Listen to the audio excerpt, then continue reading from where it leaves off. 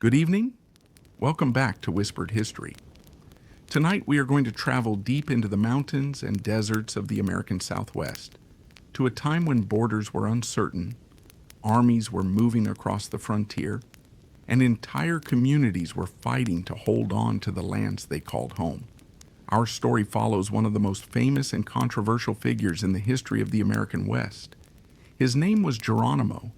To some Americans, he became a symbol of the fierce Apache resistance against the expansion of the United States. To others, he was remembered through stories of raids, battles, and escapes that seemed almost impossible. But behind the legend was a real human being, a man who was born into an Apache world that was already under enormous pressure, a man who experienced devastating personal loss, a warrior who spent decades resisting enemies who seemed to possess an endless supply of soldiers and weapons, a leader who repeatedly escaped capture in some of the most difficult landscapes in North America, and finally, an old man who surrendered, was imprisoned far from his homeland, and spent his final years watching the world he had known disappear.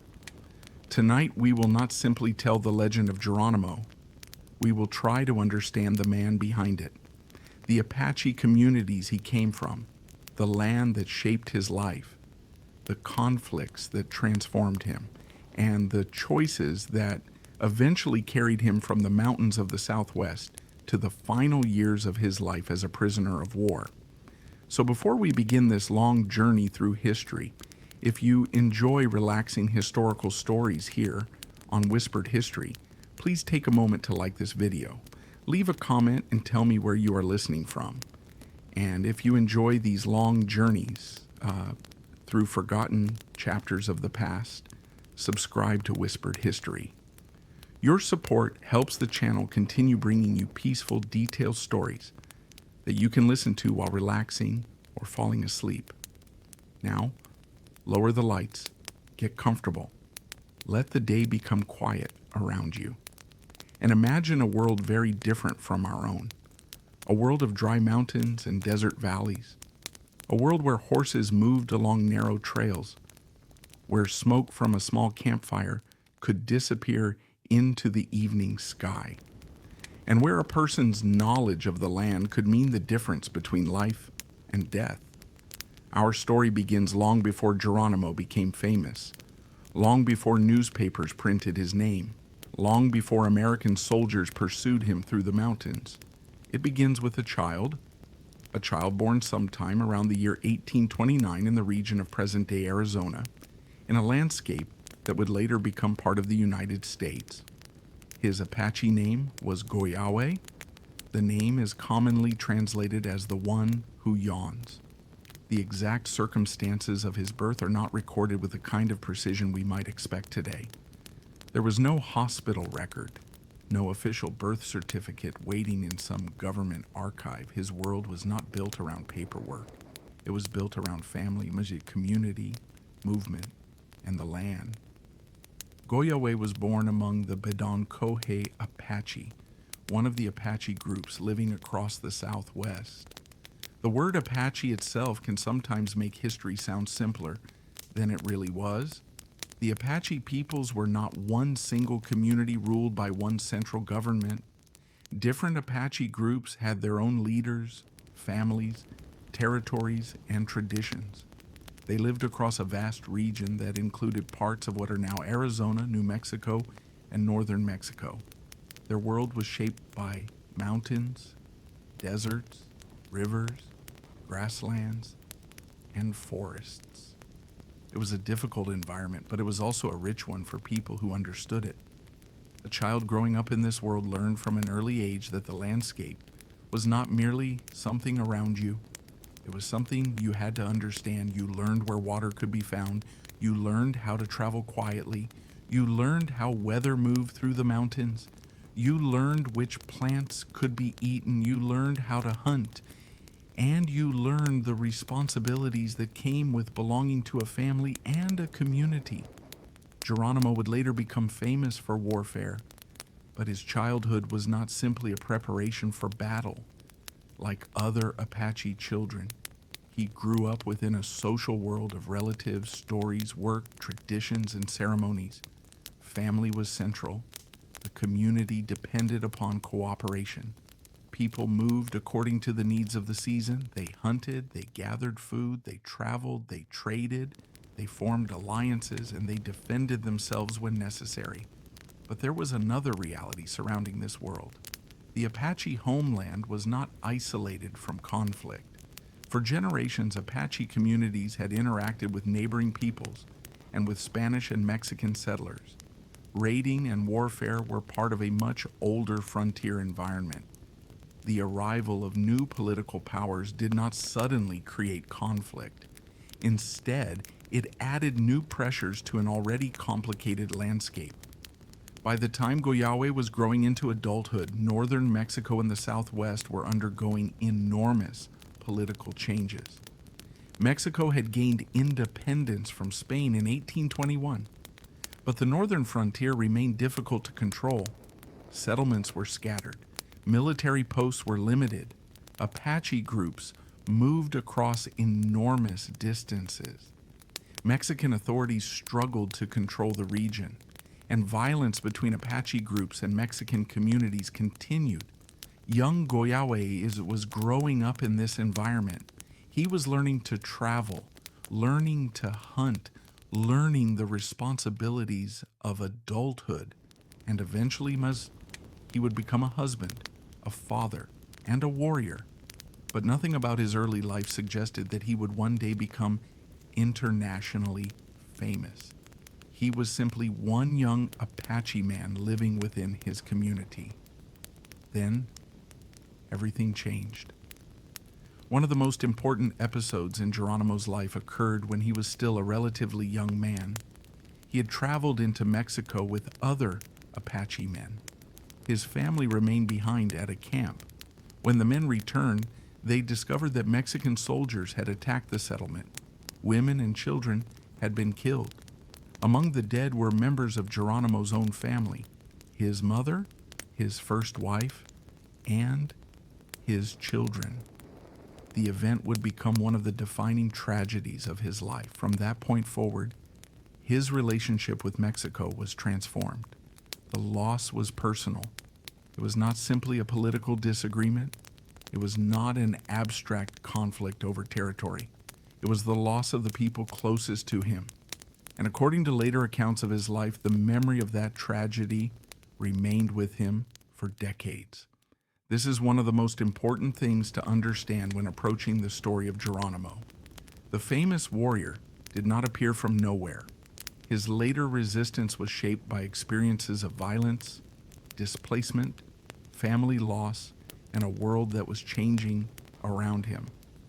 The mountains became more than a place to live. They became a refuge, a place where small groups could move quickly, a place where soldiers unfamiliar with the terrain struggled to follow, a place where an experienced Apache could disappear among the rocks, forests, and canyons. Geronimo would eventually become extraordinarily skilled at using that landscape. But first, he had to survive the grief. He had to continue living, and he had to decide what kind of man he would become. The years ahead would bring more conflict, more loss, more pursuit, and eventually, a struggle that would draw the attention of the United States Army and newspapers across the country. But for now, imagine the young Goyaałé standing somewhere among the mountains of the Southwest. The evening sun is fading. The desert air is cooling. A small fire burns nearby. The people he loved are gone. The world he knew is becoming more dangerous. Beyond the mountains, Mexican soldiers are moving, and somewhere in the distance, a new power is beginning to push westward. The United States is expanding. Its borders are moving closer. The Apache homeland is about to become the stage for one of the longest and most famous resistance stories in American history. And the young man, known as Goyaałé, will soon become the man the world remembers as Geronimo. The mountains were more than a backdrop to Geronimo's childhood. They were a source of life. They provided water, shelter, food, and pathways through a difficult landscape. And for the Apache people, knowing those mountains was a skill passed from one generation to another. Long before soldiers began searching for Geronimo, long before American newspapers described him as a terrifying warrior, Apache families had already learned how to survive in the dry and rugged country of the Southwest.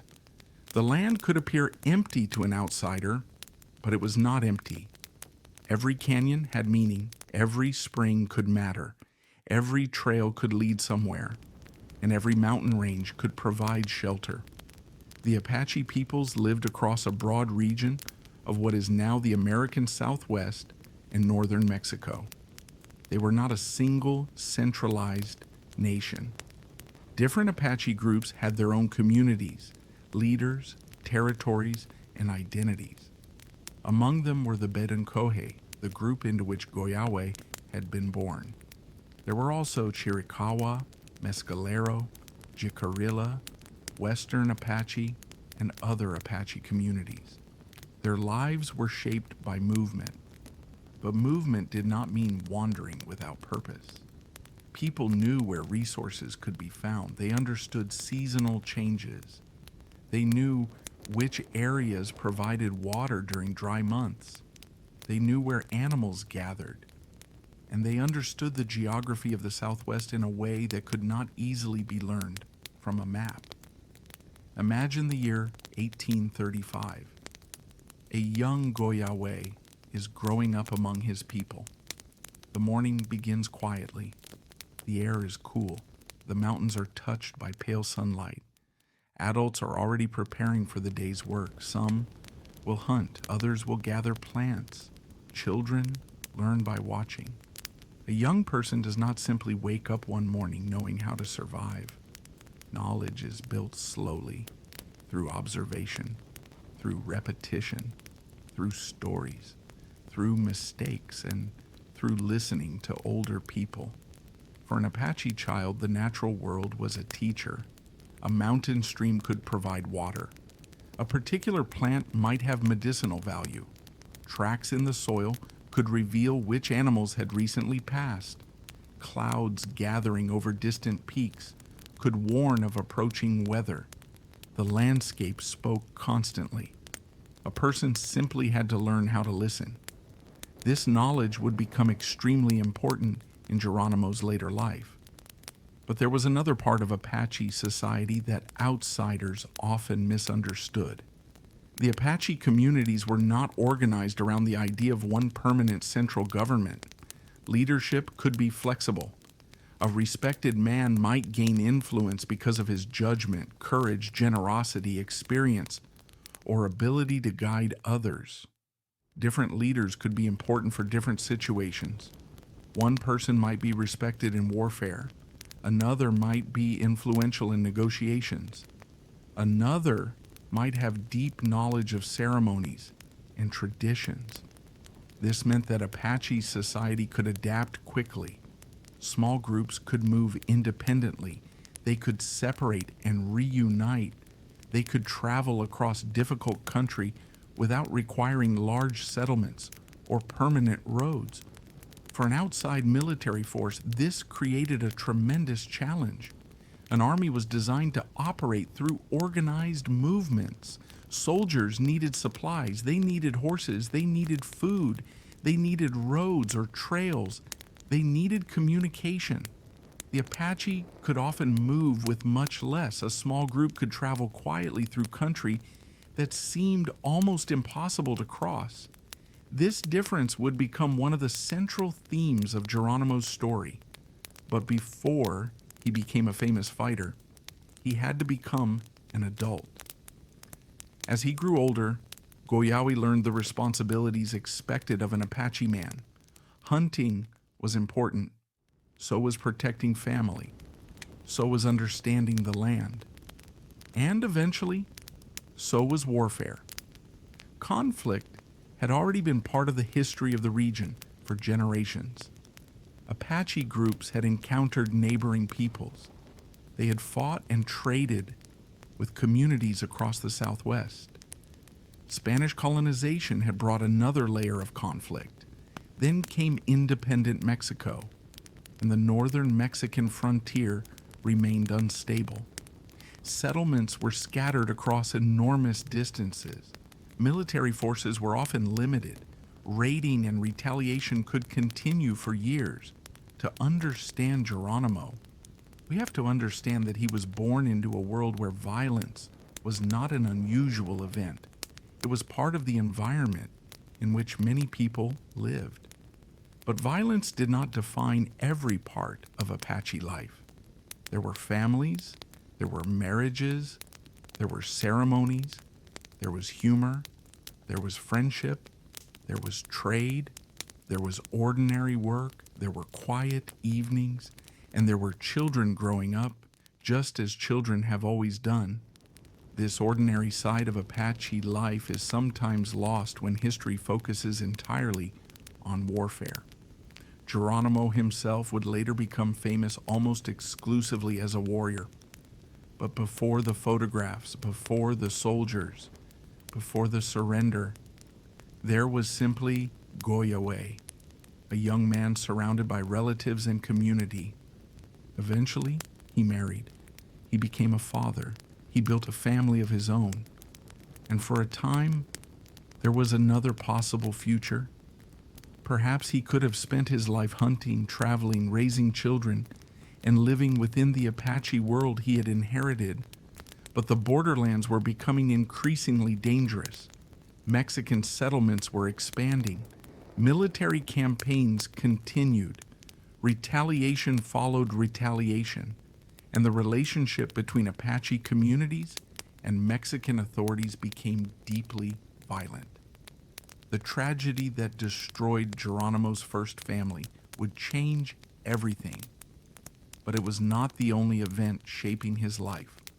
Another great transformation was approaching from the north. The United States had begun expanding across the continent. In 1846, war broke out between the United States and Mexico. 2 years later, the Treaty of Guadalupe Hidalgo ended that war. Mexico ceded enormous territories to the United States.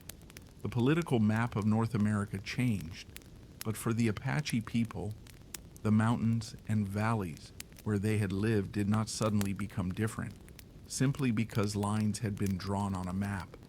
The people living there still had their own relationships with the land. They still moved across familiar territories. They still hunted. They still traveled. But now, a new government claimed authority over much of the region. American settlers began arriving. Military posts followed. Roads expanded. Tensions increased. The Southwest was becoming a meeting place between worlds, and those worlds did not always understand one another. To American officials, the region could be described as territory. To settlers, it could represent opportunity. To soldiers, it could be a military frontier, but to the Apache, it was This difference in perspective would fuel decades of conflict, and Geronimo would eventually find himself at the center of it. During his youth, however, the future could not yet be seen. He could not know that American soldiers would one day chase him across hundreds of miles. He could not know that newspapers would make his name famous. He could not know that he would become a symbol whose meaning would change depending on who told his story.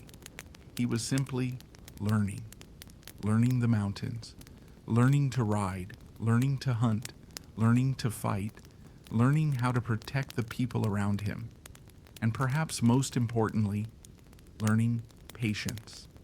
Because the Southwest rewarded those who understood time and distance. A man who rushed across open ground could be exposed. A man who knew the mountains could disappear into them. A traveler who wasted water could be in serious danger. A group that carried too much could move slowly. Every decision mattered. Years later, these lessons would help Geronimo repeatedly evade forces that possessed vastly greater resources. But for now, he was still young. The world around him was changing. Mexico was struggling to control its northern frontier. The United States was moving west. Apache communities were facing increasing pressure, and the memory of violence was becoming part of a new generation's childhood. Then came the tragedy that would transform Goyawaé's life forever. He had gone away from his family with other Apache men. When they returned, the camp was silent. The people who had been there were gone. His mother was dead. His wife was dead. His children were dead. The loss was devastating, and from that moment, the young man who had once simply belonged to a community began to become something else. A warrior driven by grief, a man seeking revenge, and eventually, a leader whose name would become known far beyond the deserts and mountains of his homeland. But the story of Geronimo was only beginning. The mountains had taught him how to survive. Loss would teach him how to fight. And soon, the growing presence of the United States would bring a new and far more powerful enemy into his world. The Apache homeland was about to become a battlefield, and Goyaałé was about to enter the years that would define his legend. The loss of his family changed Goyaałé forever. Before that terrible day, he had been a husband, a father, a son, and a member of his community. Afterward, he carried a grief that would remain with him for the rest of his life. The mountains were still there. The rivers still flowed. The seasons still changed. But the world he had known was no longer the same. For Goyaałé, the violence of the borderlands was no longer something distant. It had entered his own family. And from this point forward, the young Apache would increasingly devote himself to resistance against those he believed had taken the people he loved. His story was becoming the story of a warrior. But it is important to remember that the conflict did not begin with one man. The Southwest had been experiencing generations of warfare, retaliation, trade, migration, and political change. Apache communities had faced Mexican military campaigns for decades. Now another power was becoming increasingly involved, the United States. After the Mexican-American War ended in 1848, enormous portions of the Southwest came under American control. The political boundaries had changed, but the Apache way of life had not suddenly disappeared. Apache groups continued moving through their traditional territories. They hunted, they traded, they traveled between mountain ranges and desert valleys. They maintained relationships with neighboring communities. But American settlers and military forces were entering the region in increasing numbers. For the Apache, this created a new and difficult reality.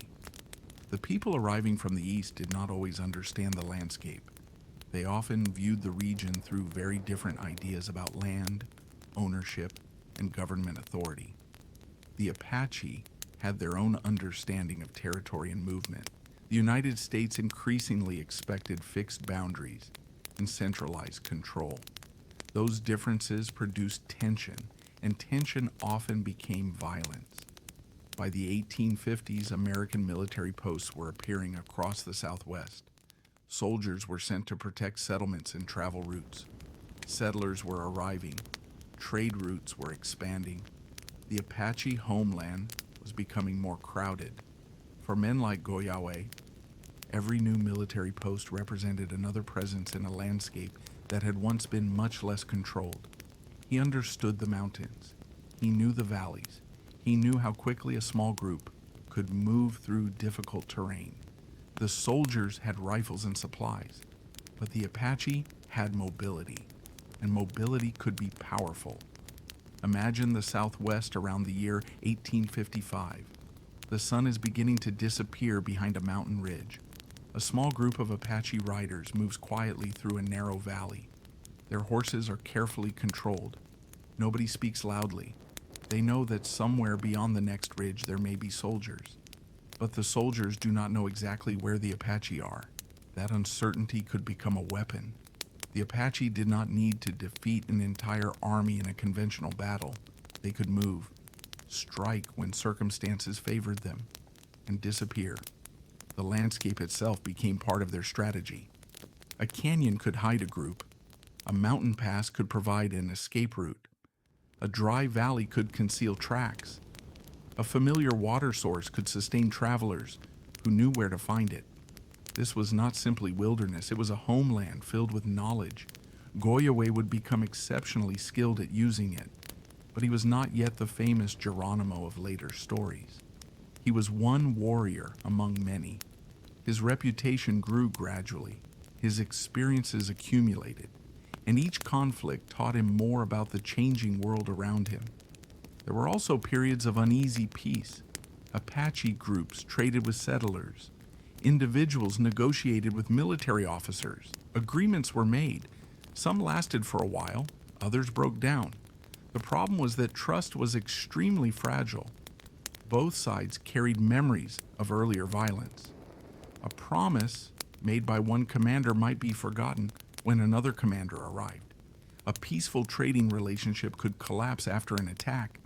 A raid could lead to retaliation. Retaliation could lead to another raid, and each cycle created new reasons for hatred. This cycle was especially devastating for ordinary families. Children grew up hearing stories about people who had been killed. Parents worried about their families. Communities moved to safer locations. And men like Goyaałé learned that survival sometimes required constant movement. The Apache were also not united in exactly how to respond to American expansion. Different leaders made different choices. Some attempted negotiation. Some accepted reservation arrangements. Others resisted. There was no single Apache policy. Each community faced its own circumstances. Geronimo's later reputation sometimes makes it seem as though he alone represented Apache resistance. But the reality was much broader. Many Apache men and women were involved in the struggles of the 19th century Southwest. Some became scouts for the United States Army. Others resisted American control. Some changed their position over time.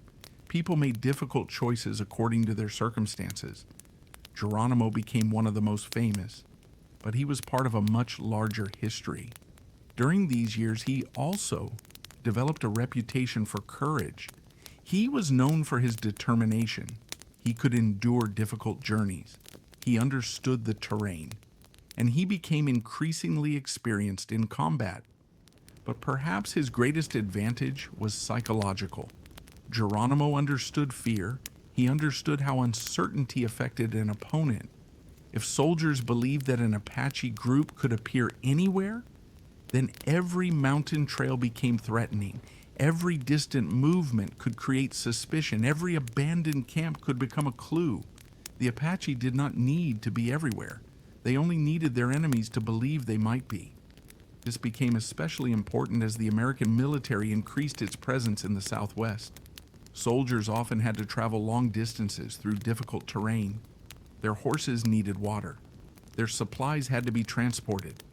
Their units moved more slowly than small groups of experienced Apache travelers. The Apache could sometimes cover astonishing distances. They knew where to rest. They knew where to find water. They knew which trails could be followed without leaving obvious signs. And when necessary, they could vanish. Imagine a military patrol moving through the Arizona mountains around the year 1860. The soldiers are exhausted. Their horses are struggling. The sun is intense. They have been following tracks for hours. The trail seems clear. Then suddenly, the tracks stop. The soldiers search the surrounding area. Nothing. The Apache riders have disappeared. Perhaps they climbed a rocky slope. Perhaps they crossed a dry riverbed. Perhaps they entered a canyon, invisible from the trail. The soldiers are left wondering, where did they go? This uncertainty became one of the defining features of the Apache Wars. But beneath the military struggle was an even deeper issue: land. The United States was expanding. Settlers wanted access to farmland, water, mines, and transportation routes. Military authorities wanted security. Apache communities wanted to preserve their ability to live on and move through their homeland. These goals increasingly collided. By the 1860s, the pressure was becoming enormous. The American Civil War temporarily disrupted military operations in the Southwest. Some troops were pulled away, Confederate forces moved into parts of the region, Union forces later returned. The political situation was chaotic. For Apache communities, however, the basic problem remained. More outsiders were arriving, more territory was being claimed, and more military pressure was being applied. Goyaałé was now a mature warrior. He had experienced loss. He had learned warfare. He had learned the terrain. And he had developed a deep distrust of the people who claimed authority over his homeland. The name Geronimo would eventually become famous, but the transformation from Goyaałé into the legendary figure remembered by history was still underway. He was entering a period of his life in which survival would require extraordinary endurance. There would be escapes, pursuits, negotiations, broken agreements, long journeys across mountains and deserts, and increasingly, a growing determination not to surrender. The American military would send larger forces. Apache scouts would become involved. Settlers would demand protection. New commanders would arrive, and the geography of the Southwest would become the stage for a struggle that seemed almost impossible to end. Yet Geronimo would repeatedly escape. He would surrender, then return to resistance. He would agree to terms, then flee when he believed those terms threatened his people. And each time he disappeared into the mountains, his reputation grew. To American soldiers, he became a difficult and elusive enemy. To many Apache people, he became one of several leaders resisting a rapidly changing world. And to later generations, he became something even larger, a symbol. But before the symbol came the man. And the man was still fighting for a homeland that was steadily being taken from him. The mountains that had sheltered him as a child were now becoming the battleground of his adulthood. And somewhere among those mountains, Geronimo was preparing for the next chapter of his long resistance. The mountains were becoming a battlefield. By the 1860s, the world Geronimo had known as a young man was changing rapidly. American settlements were expanding across the Southwest. Military forts appeared along important routes. Travelers moved through territories that Apache communities had used for generations. And with every new road, settlement, and military post, the pressure increased. For Geronimo, this was no longer simply a struggle between distant governments. It was personal. He had already lost members of his family to violence. Now he watched the homeland of his people becoming increasingly controlled by outsiders. But Geronimo was not alone. Across the Southwest, different Apache leaders were making difficult decisions about how to respond. Some negotiated, some resisted, some attempted to move their communities away from military pressure. Others continued fighting. One of the most important Apache leaders of this period was Cochise, a leader of the Chiricahua Apache. Geronimo was not the overall leader of all Apache people. That distinction is important. Later, stories sometimes portrayed him as if he commanded every Apache warrior in the Southwest. He did not. Apache society was decentralized. Different bands and leaders made their own decisions. Geronimo became particularly influential among his own followers because of his courage, experience, and determination. But he operated within a much larger Apache world. Cochise had become one of the most important leaders resisting American control in the Chiricahua region. His conflict with the United States became especially intense during the 1860s. The reasons were complicated: misunderstandings, broken agreements, accusations, arrests, military actions, and growing competition over land and resources. Each incident created another layer of distrust. Imagine the Southwest around the year 1861. A military officer arrives at an Apache camp. He believes he has come to negotiate. The Apache leaders are suspicious. Neither side completely trusts the other. Words are exchanged.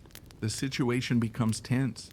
And within a short time, a negotiation can become a confrontation.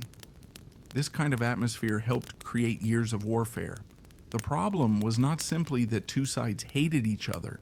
It was that they often understood the world differently. American military officials expected centralized agreements. Apache leaders operated through relationships among communities and bands.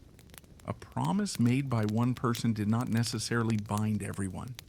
An American officer might believe he had negotiated with the Apache, but there was no single Apache government capable of controlling every Apache group. This misunderstanding repeatedly caused problems. At the same time, American settlers wanted greater security. They feared raids. Apache communities feared military retaliation. Both sides had reasons to distrust the other, and ordinary people suffered the consequences. During this period, Geronimo continued developing his reputation. He became an experienced warrior. He was physically resilient. He knew the country, and he was willing to take risks. But his greatest strength may have been his determination. Geronimo had already experienced personal loss. He had learned that surrender did not necessarily mean safety, and he believed that remaining free was essential for a man like Geronimo Nilu. The mountains offered possibilities that an army camp could not. He could move quickly, he could travel with a small group, he could choose when to fight, and he could avoid direct confrontation when circumstances were unfavorable. Imagine a group of Apache riders moving through the mountains around the year 1865. They travel before dawn. The horses are carefully controlled. The riders know the route. They move through a narrow canyon. Above them, cliffs rise sharply. An American patrol might pass nearby without realizing anyone is there. The Apache wait. They do not need to make a sound. The mountains provide concealment. Then, they move again. By the time the patrol discovers their trail, the riders may already be miles away. This kind of mobility frustrated American soldiers. The army could have superior weapons and larger numbers, but those advantages were difficult to use against an opponent who refused to fight on conventional terms. The Apache knew the land. They could survive with fewer supplies. They could travel long distances, and they understood the importance of water. In the desert Southwest, water was more valuable than almost anything else. A person unfamiliar with the landscape could travel for hours without finding a reliable source. An Apache group knew where hidden springs existed. They knew seasonal streams. They knew which routes could support horses. They knew where to rest. This knowledge could turn the desert itself into a defensive weapon. The American military was learning. Scouts became increasingly important. Some Apache men eventually served as scouts for the United States Army. They knew the language. They understood Apache tactics. They could read tracks. They could recognize signs that ordinary soldiers would miss. This created one of the great ironies of the Apache Wars. Apache scouts sometimes helped the United States Army pursue other Apache groups. They were not all fighting for the same cause. Different individuals made different choices. Some believed cooperation offered the best chance of survival. Others continued resistance. There was no single Apache experience, and Geronimo's story unfolded within this complicated world. By the late 1860s, the United States government increasingly relied upon reservations as a way to control native peoples. The idea was that Apache communities would be concentrated in specific areas. There, officials could monitor them. Food could be distributed. Military authorities could limit movement. For the government, reservations offered a solution to what officials viewed as an ongoing security problem. For many Apache people, the reality could feel very different. A reservation could mean restrictions, loss of traditional hunting grounds, dependence on government supplies, and separation from familiar landscapes. For people accustomed to mobility, being confined to one location could be deeply disruptive. Geronimo repeatedly resisted this kind of control. He did not want to surrender his freedom. He did not trust government promises, and he feared that accepting confinement would destroy the way of life he knew. This fear was not without reason. The history of relations between Native communities and the United States contained repeated examples of promises being changed or broken. Even when agreements were made in good faith and new officials could arrive, policies could change, land could become valuable, settlers could demand access, and the agreement could collapse. Geronimo learned to distrust promises.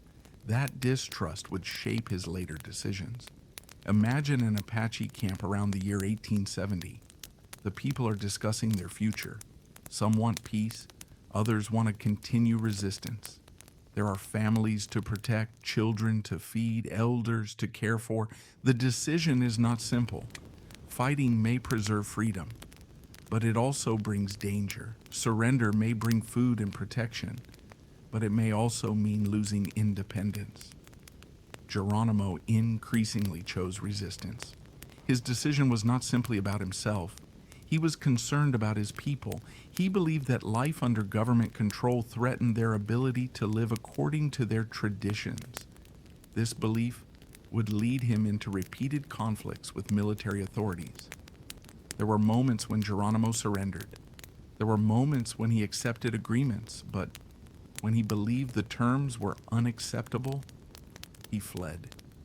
And each escape increased his reputation. The American military began to view him as one of the most difficult Apache leaders to capture. Newspapers helped create the legend. Stories circulated about his ability to evade soldiers.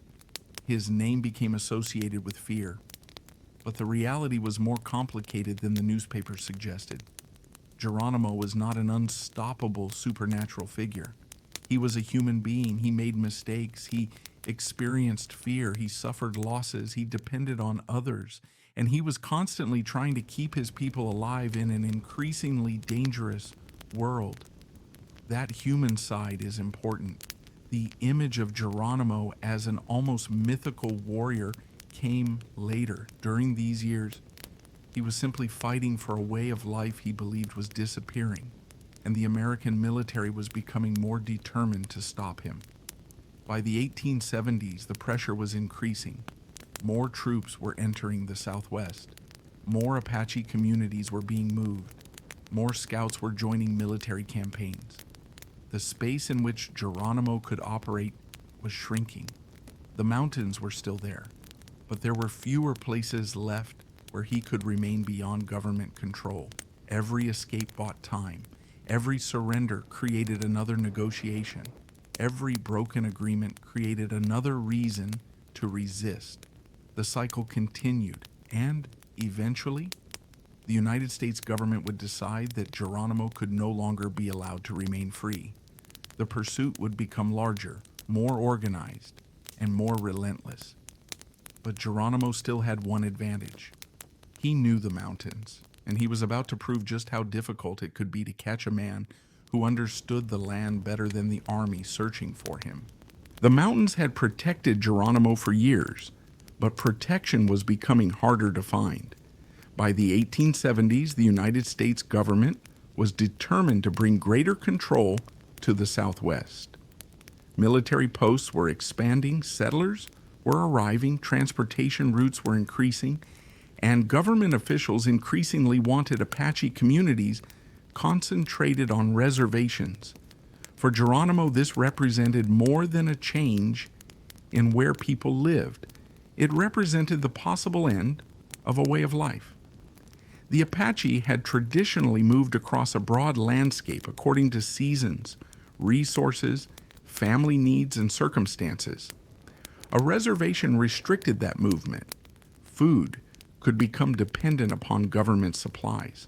Hunting opportunities could disappear. traditional routes could become inaccessible, and the ability to leave when danger approached could be taken away.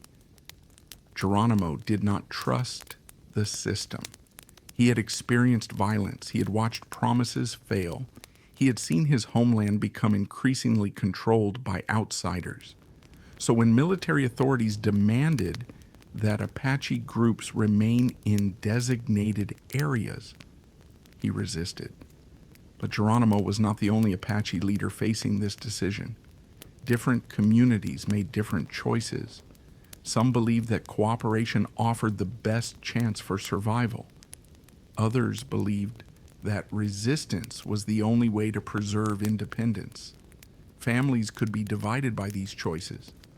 A person might have relatives living on a reservation while he remained in the mountains. There was no simple answer. Imagine an Apache camp in the year 1872. The evening is quiet. Children are nearby. Adults sit together discussing what to do. A messenger has arrived with news from the military. The government wants them to relocate. Some people are frightened. Others are angry. Some are exhausted by years of fighting. They wonder whether peace might finally be possible. But Geronimo is suspicious. He has heard promises before. He knows that once a group enters a reservation, that leaving may become extremely difficult. The decision is enormous. Remain free and risk military pursuit, or surrender and risk losing independence. For Geronimo, the choice increasingly leans toward resistance. The years that followed would create some of the most dramatic episodes of his life. Geronimo and his followers would leave reservations. They would cross the border into Mexico. They would return to the United States. They would negotiate. They would surrender, and then they would escape again. To understand how they survived, we need to understand the landscape. The Southwest was vast. Mountain ranges rose from deserts. Deep canyons cut through the terrain. Water sources were scattered. The climate could be brutally hot during the day and cold at night. A large military force required enormous amounts of water and supplies. A small Apache group could travel much more quickly. Imagine a group of Apache riders moving through the mountains in the year 1874. They travel at night. The moon is bright enough to reveal the trail. Their horses are carefully controlled. They carry only what they need. They know where water can be found. They avoid open ground when possible. Far behind them, soldiers are following. But the soldiers have to move differently. They need supplies. They must keep their horses healthy. They need to rest. They cannot simply ride endlessly through the desert. The Apache understand this. They use distance itself as a weapon. Sometimes they leave false tracks. Sometimes they travel over rocky ground where footprints are difficult to read. Sometimes they divide into smaller groups. Sometimes they simply move faster than their pursuers expect. The army adapted. Scouts became essential. And some of the most effective scouts were Apache themselves. They understood how Apache groups traveled. They could read faint tracks. They knew the difference between an old trail and a fresh one. They recognized signs that ordinary soldiers might overlook. This created an unusual situation. Apache men were sometimes tracking other Apache men. They were participating in the military campaigns of the United States. Their reasons varied. Some sought protection. Some wanted food or wages. Some had disagreements with other Apache groups. Some believed cooperation offered a better future.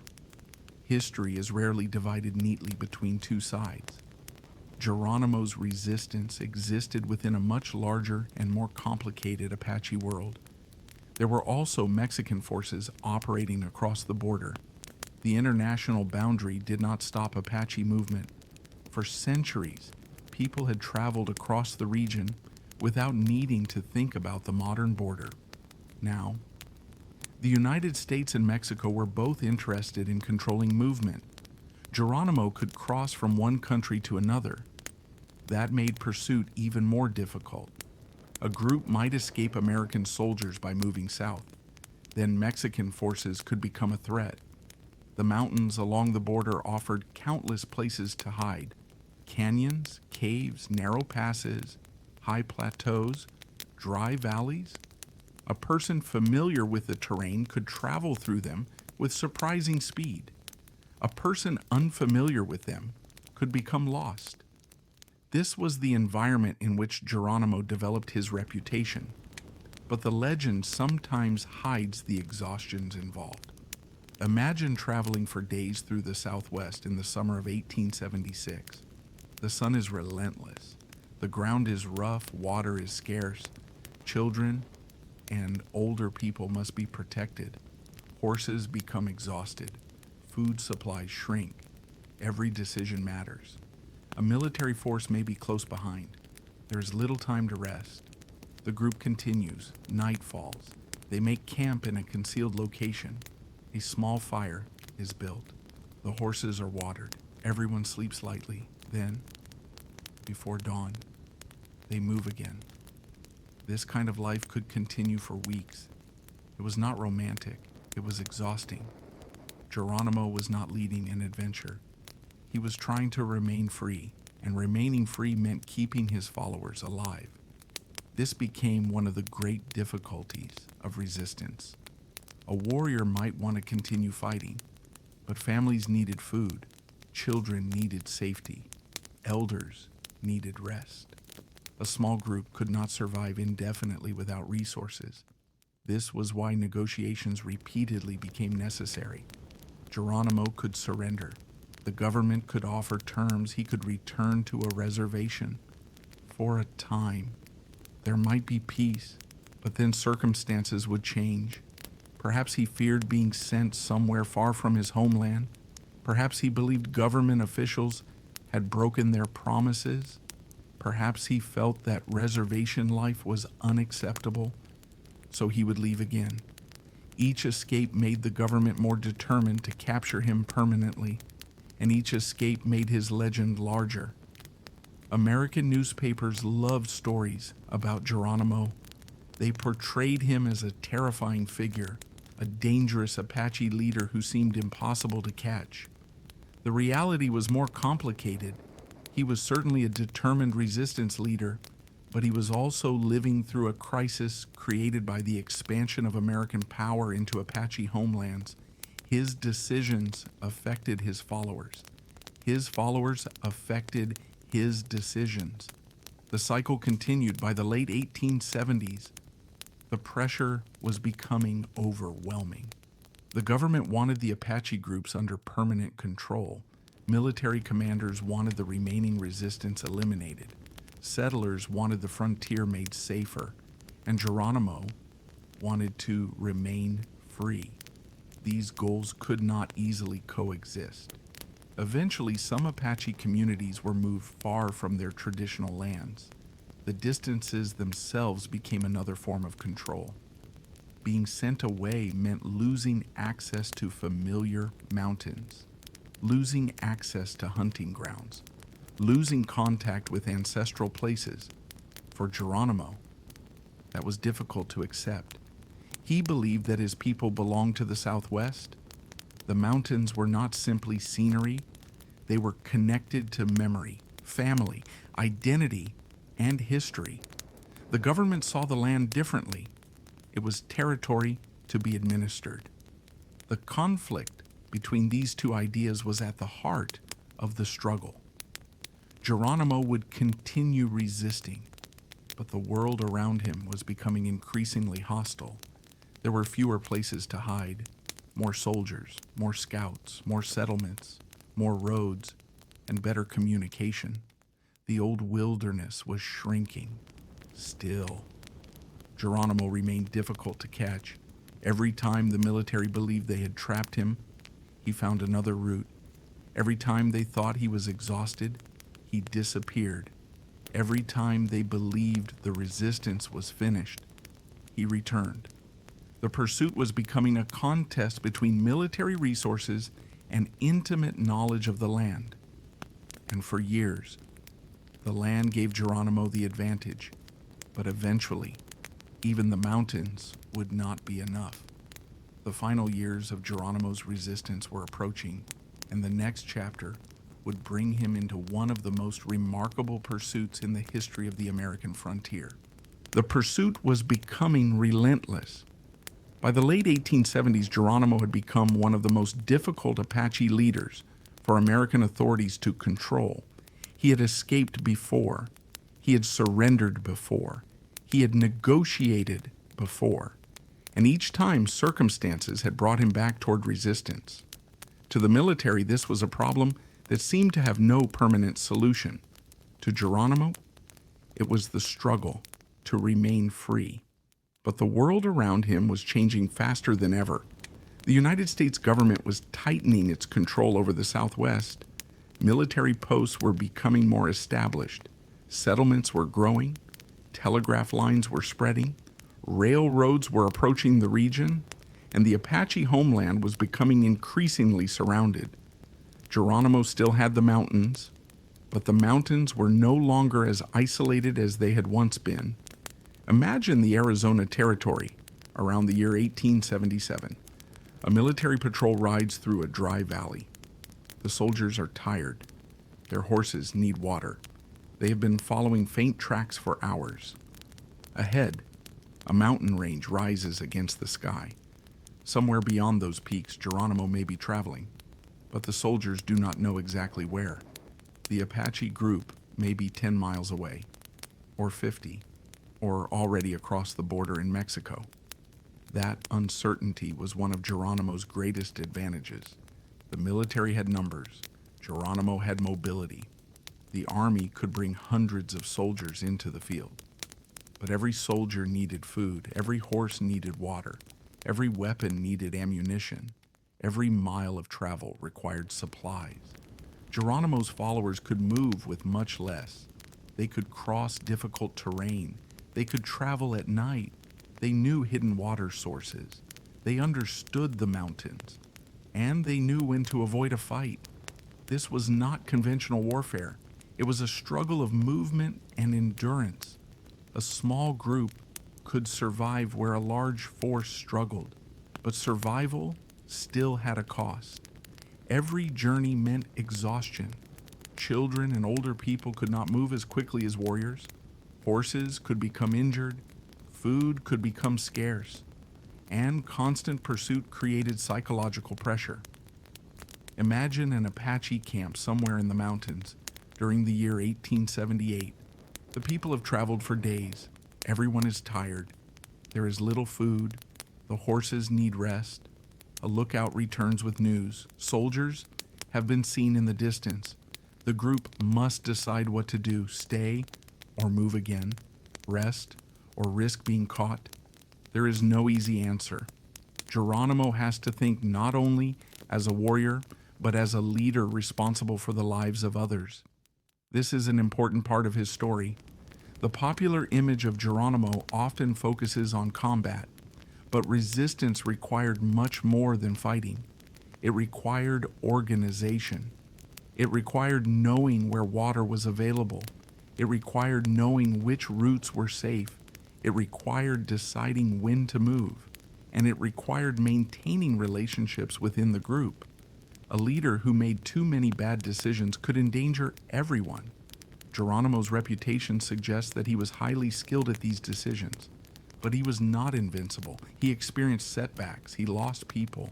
He was forced to negotiate, and the pressure never disappeared. The Mexican border remained important.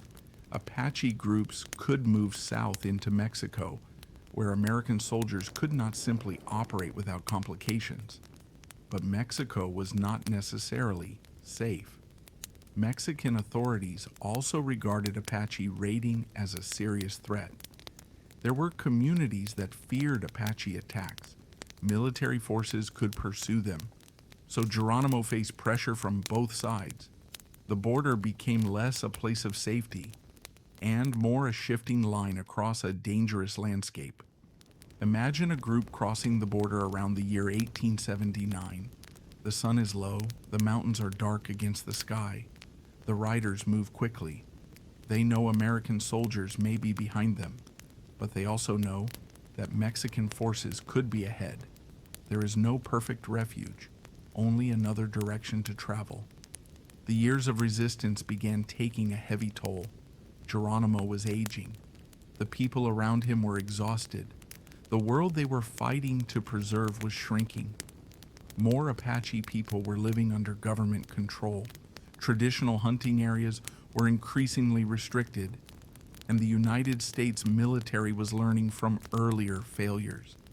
The Army was beginning to understand that simply chasing Apache groups with large numbers of soldiers was inefficient.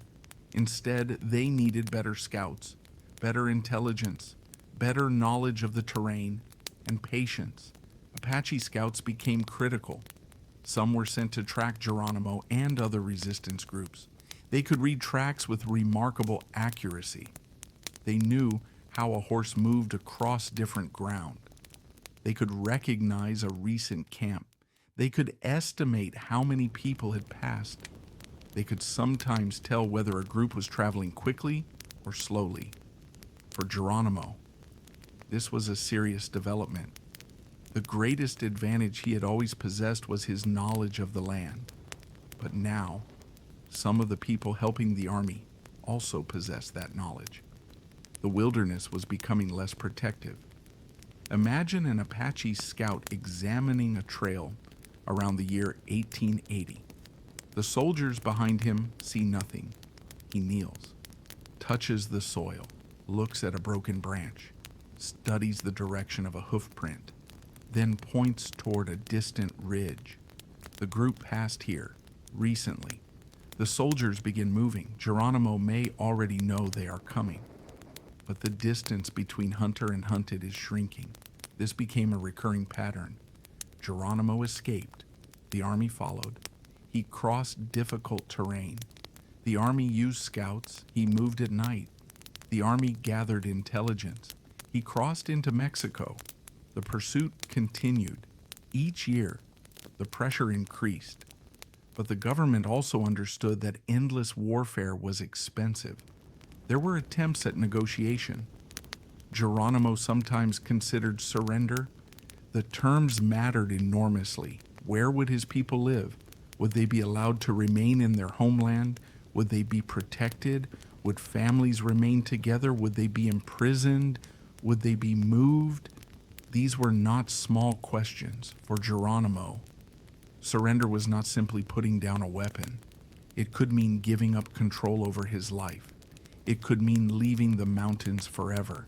And it could mean trusting officials he had learned not to trust. So negotiations repeatedly broke down. Geronimo returned to the mountains. The cycle began again. By the early 1880s, the situation had become even more difficult. The United States had greater military resources than ever. Railroads allowed troops and supplies to move more quickly. Communication was improving. Settlements were increasing. And the Army had developed extensive experience fighting in the Southwest. Geronimo still had the advantage of mobility, but the advantage was becoming smaller. The number of people willing or able to remain with him was also limited. A resistance movement needs people. It needs food. It needs horses. It needs safe places. And above all, it needs hope. For some Apache families, reservation life seemed terrible but predictable. For others, resistance remained worth the risk. Geronimo represented one of the strongest arguments for continuing the fight. He had survived. He had escaped. He had repeatedly refused to accept permanent confinement. But every new escape also brought greater military pressure. The United States government could not accept an armed resistance leader continuing to operate across the frontier. The Army wanted the problem ended. And eventually, a commander would emerge who understood that defeating Geronimo would require something different. Not simply more soldiers, but a determined campaign built around tracking, intelligence, and relentless pursuit. That commander would be General George Crook. Crook had extensive experience in the American West. He understood that Geronimo could not easily be defeated through conventional military tactics. Instead, he would use Apache scouts. He would follow trails. He would pressure Geronimo continuously, and he would attempt to convince him that surrender was the only realistic option. Geronimo was entering the final and most dramatic phase of his resistance. The mountains were still his refuge, but the army was learning how to enter them. The old advantage was disappearing. The distance between Geronimo and the forces hunting him was becoming smaller. And somewhere in the mountains of the Southwest, the two sides were moving toward a confrontation that would determine the final chapter of Apache resistance. Geronimo had spent decades refusing to surrender his freedom.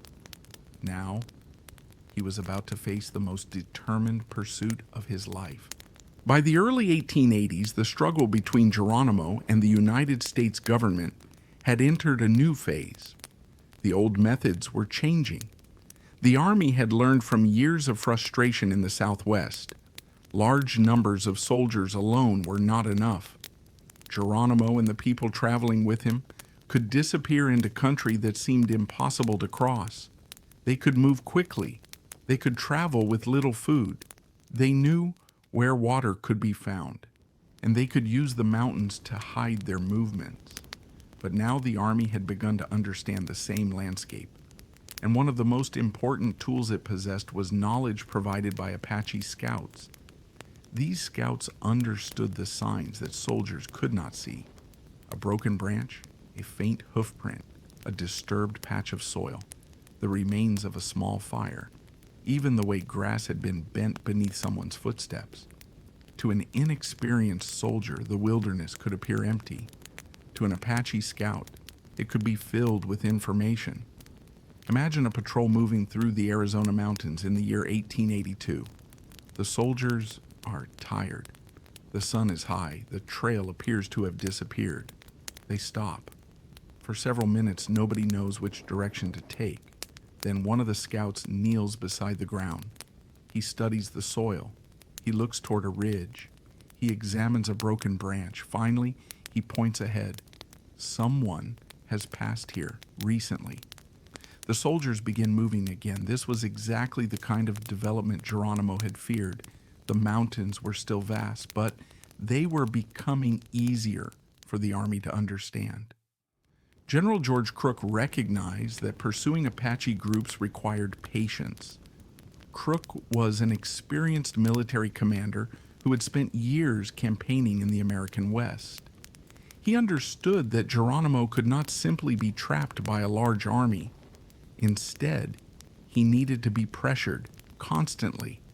The idea was simple: keep Geronimo moving, make the wilderness less comfortable, reduce his access to supplies, follow his tracks, use scouts, and eventually convince him that surrender was safer than continuing the fight.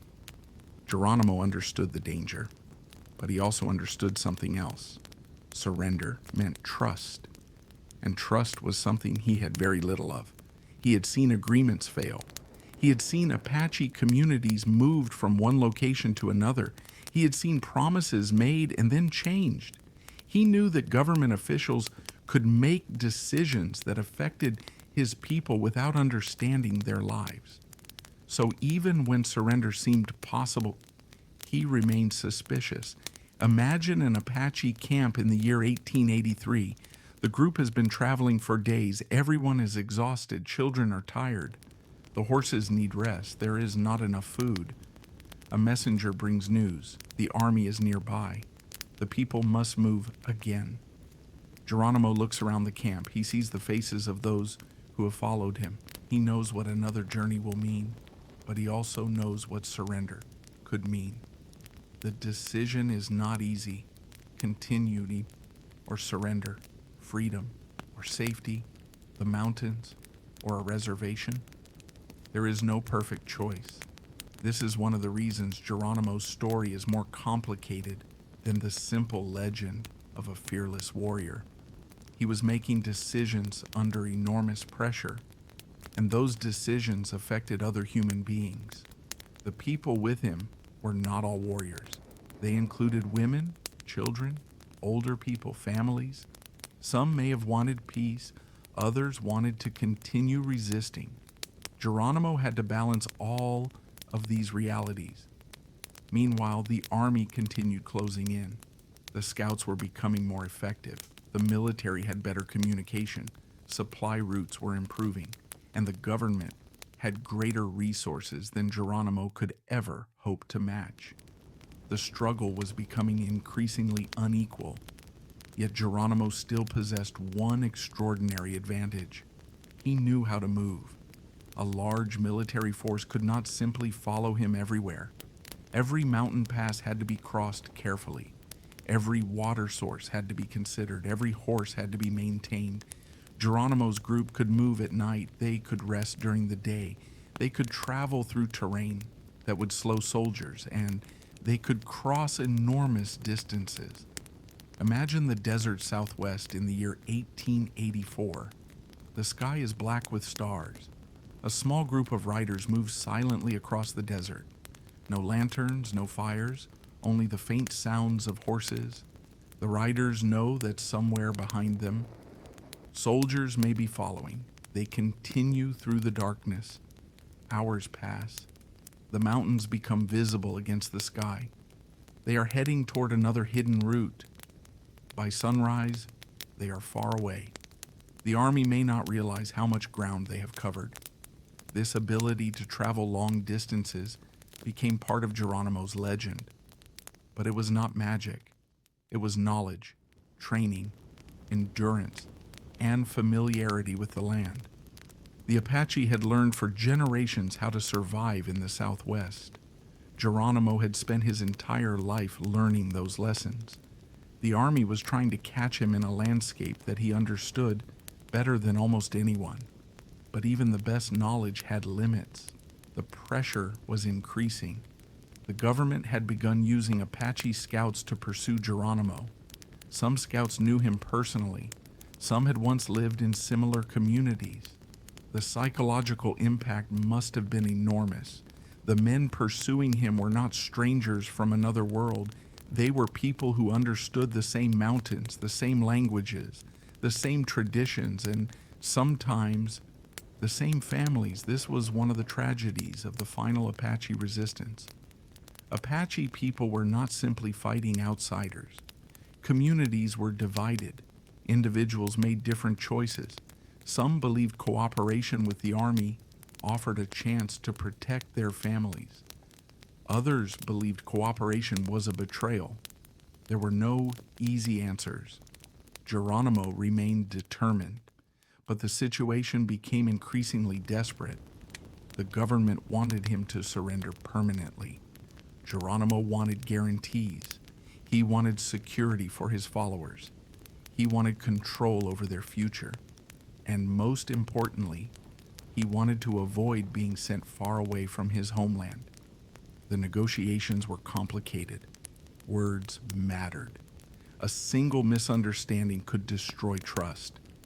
For Geronimo, promises from government officials were difficult to believe. He had learned that conditions could change. A promise made today might not survive until tomorrow. Eventually, however, the pressure became too great. Geronimo agreed to terms. He and his followers would surrender. The weapons would be put down. The people would return to government control. For a moment, it appeared that the long struggle might finally be over. Imagine the scene in the year 1884. The Apache warriors are no longer moving through the mountains. Their horses stand quietly. Rifles are being surrendered.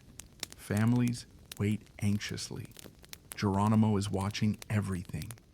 He has spent years resisting. Now, he has agreed to stop. Perhaps he believes that the government will finally keep its promises. Perhaps he is simply exhausted. Perhaps he sees no other way to protect his followers. For a time, there is peace, but it does not last. Geronimo's fear of government control soon returns. The reservation system remains restrictive. The future of his people is uncertain, and the promises surrounding their settlement are not enough to reassure him. The old instinct returns. If he stays, he may lose his freedom. If he leaves, the army will pursue him again. Once more, the mountains begin calling. Geronimo decides to leave. And when he does, the United States government reacts immediately. The escape is treated as a serious failure. The military does not want another cycle of surrender and resistance.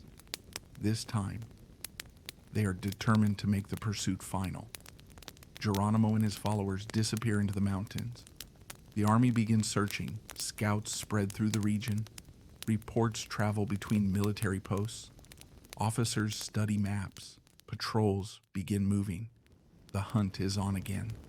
But Geronimo has one more advantage. He knows that his enemies will expect him to use the familiar routes. So he may choose another path, a hidden canyon, a remote spring, a difficult mountain pass. The Southwest becomes a giant chessboard. Every move matters. Every delay matters. Every water source matters. And every person who provides information could change the outcome. For months, the pursuit continues. The army searches. Geronimo moves. The scouts follow. The mountains remain between them. But the final chapter is approaching. Because by this time, the United States government has begun committing extraordinary resources to the search. The goal is no longer simply to force Geronimo onto a reservation. The goal is to make sure he can never escape again. And somewhere beyond the mountains, Geronimo is preparing for what may become his final journey as a free man. He does not yet know exactly how the story will end, but the army is getting closer, much closer, and the next pursuit will become one of the most remarkable military campaigns in the history of the American frontier. The mountains had become Geronimo's refuge once again, but this time, the world around him was different. It was the year 1885. Geronimo had left the reservation with a small group of followers, and the United States government immediately understood the seriousness of what had happened. For years, officials had hoped that reservation life would finally bring an end to Apache resistance. Now, Geronimo was free again, and the army was determined to make this escape his last. The pursuit that followed would become one of the most extraordinary campaigns of the American frontier. Geronimo and his followers were not a large army. They were a relatively small group traveling through some of the most difficult country in North America. But their ability to move quickly made them incredibly difficult to capture. The army responded with soldiers and Apache scouts. Hundreds of men would eventually become involved in the search. The mountains and deserts of Arizona and northern Mexico became the setting for a vast pursuit. Imagine the Southwest in the summer of 1885. The heat is intense. The desert appears almost motionless beneath the sun. A military patrol moves slowly across the landscape. The soldiers are searching for signs of Geronimo. They examine trails, they check water sources, they question travelers. They study reports from distant military posts, but Geronimo is already moving. His group knows that staying in one place is dangerous. They travel through the mountains. They cross the border. They move through Mexico. Then they change direction again. For the soldiers, every day becomes a race against distance. The army has more men, more weapons, more supplies. But Geronimo has something the army cannot easily replace: knowledge. He knows how to travel through the desert. He knows where water can be found. He knows how to cross difficult terrain, and he understands how quickly a small group can disappear. The Apache scouts pursuing him understand these things too. That is what makes the final campaign so unusual. The army was relying heavily on Native American scouts who possessed the skills necessary to track Apache groups. These scouts could sometimes determine where a group had passed simply by studying the ground. A horse track, a broken plant, a footprint, the remains of a tiny fire. To ordinary soldiers, these signs might mean nothing. To an experienced scout, they could reveal an entire story. How many people had passed? How recently? Were they moving quickly? Were they carrying heavy loads? Were they traveling with children? Were the horses tired? The landscape became a record. The scout simply knew how to read it. Imagine an Apache scout stopping beside a narrow trail in the year 1885. He crouches down. His fingers touch the soil. He looks toward the hills. There are faint tracks. The rest of the soldiers see almost nothing. The scout quietly explains that the trail is recent. Geronimo has passed this way. The soldiers begin moving, but Geronimo may already know they are coming. The chase continues. Days become weeks, weeks become months. Geronimo's followers are exhausted. The constant movement is difficult for everyone. Women and children are among the group. Supplies must be carried. Horses must be fed. Water must be found. There is little opportunity for rest, and yet they keep moving. This was not simply a military adventure, it was a struggle for survival. Every decision could affect the lives of everyone traveling with Geronimo. If they stopped too long, the army might catch them. If they moved too quickly, the weakest members of the group might suffer. If they took the wrong route, they might run out of water. The desert did not forgive mistakes. Geronimo understood this better than almost anyone. He had spent his entire life in this environment. He knew that a mountain range could offer shelter. He knew that a canyon could conceal a group. He knew that the border between the United States and Mexico could be used strategically. The international boundary complicated the pursuit. American soldiers could not simply operate wherever they wished in Mexico. Geronimo understood that crossing the border could give him temporary protection from American forces. But Mexico was not a safe haven.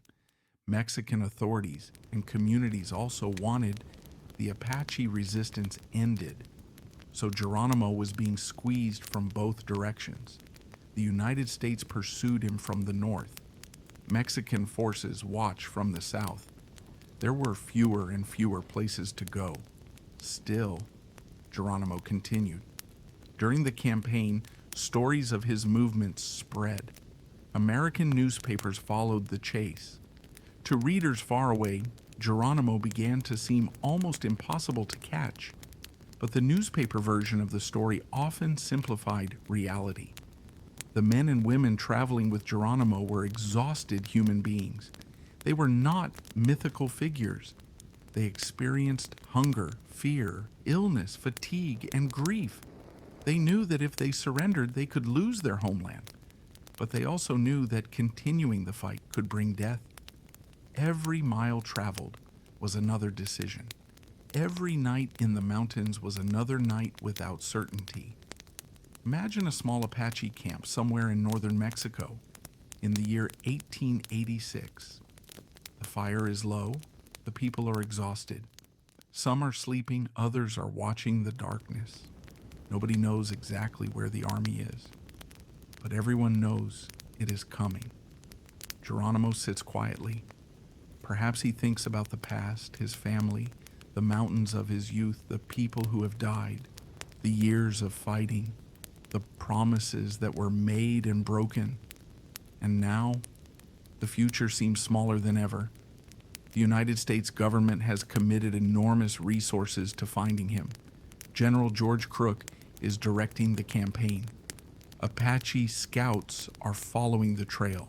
The army has learned from years of failure. It is no longer simply searching randomly through the mountains.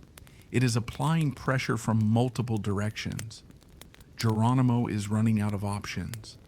Then comes one of the most important developments of the entire campaign: negotiations. Crook understands that capturing Geronimo by force may be extremely difficult. Instead, he tries to convince him to surrender. Geronimo agrees to meet. The two sides come together in the mountains. Imagine the scene in early 1886. The surrounding landscape is quiet. Military officers and Apache leaders face one another. For years, they have been enemies. Now, they are talking. Geronimo listens to the terms. He considers the future. Perhaps he is exhausted. Perhaps he realizes that continuing the struggle may be impossible. Eventually, he agrees to surrender. For a moment, it appears that the long conflict may finally be over. Geronimo and his followers begin the journey toward a new life. But then, fear returns. The future promised by the government is not what Geronimo expected.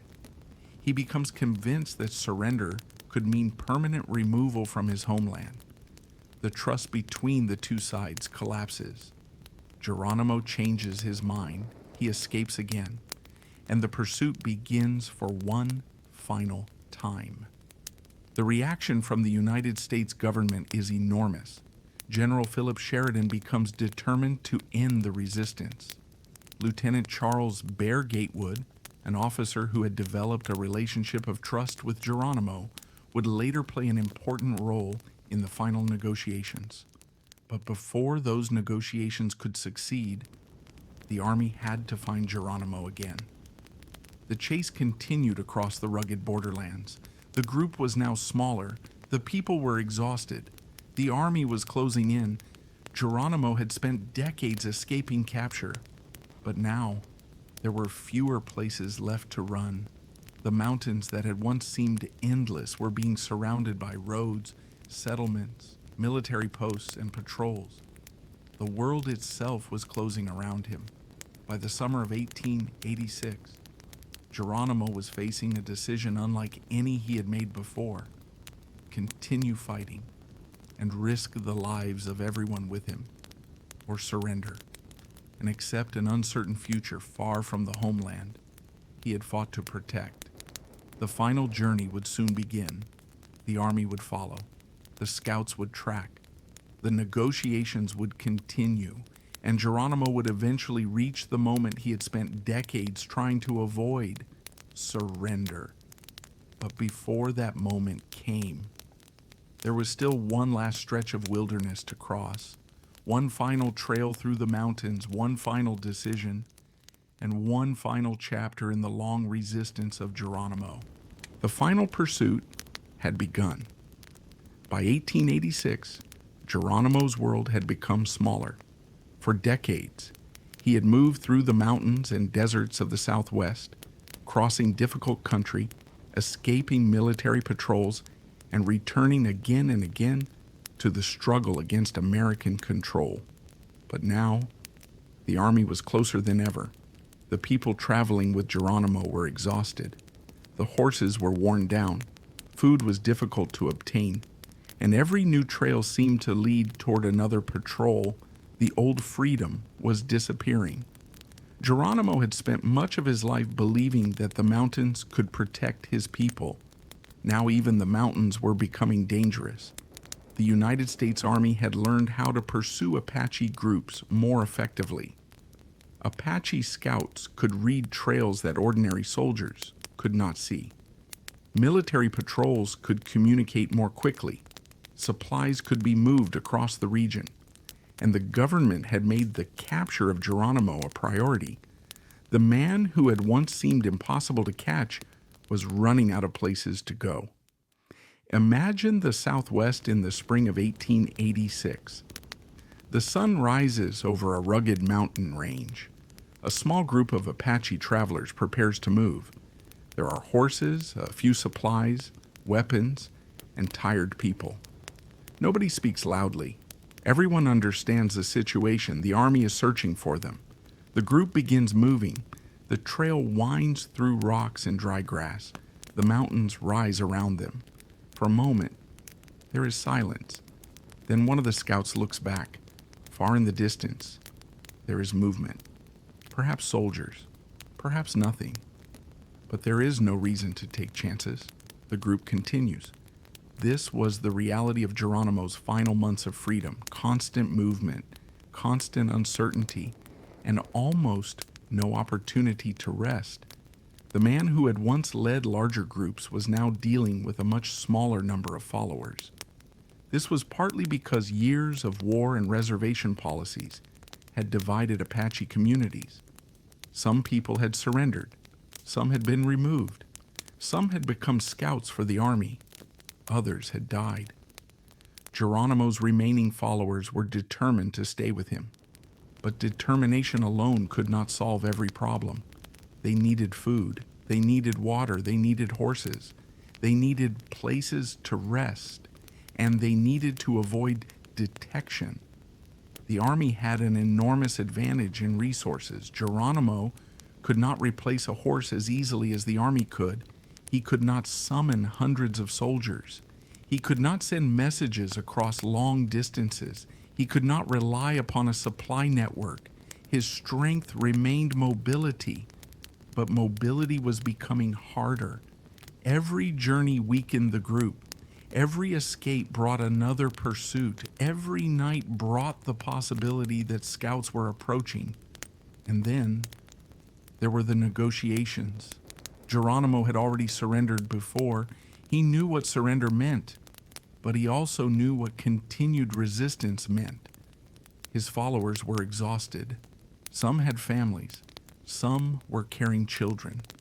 The possibility of remaining permanently in the mountains was becoming less realistic.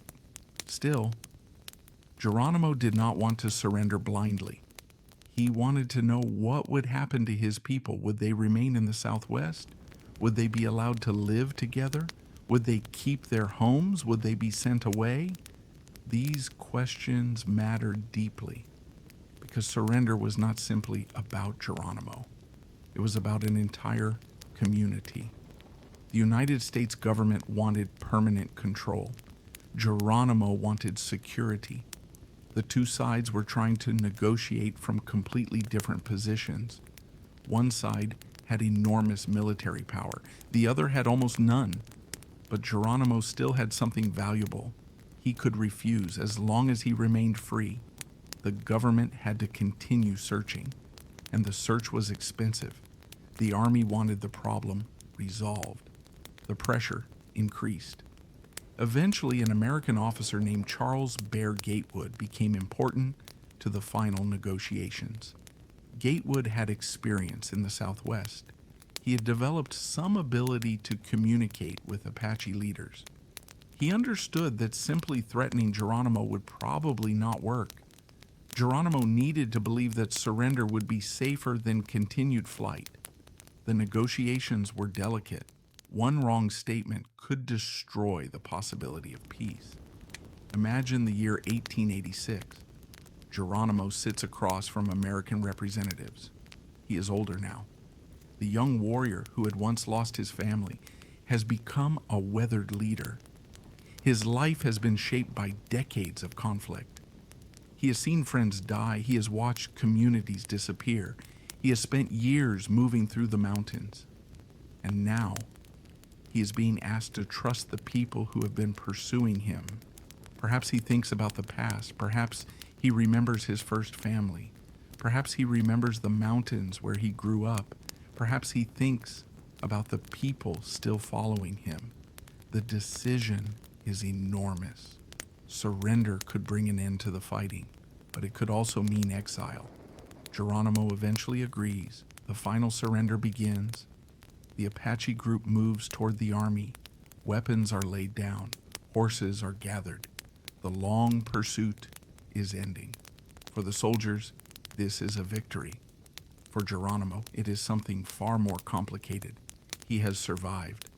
But survival has come at an enormous price. The resistance that began with personal grief has reached its end. The Apache resistance was not ended by one battle. There was no dramatic final battlefield where Geronimo was defeated.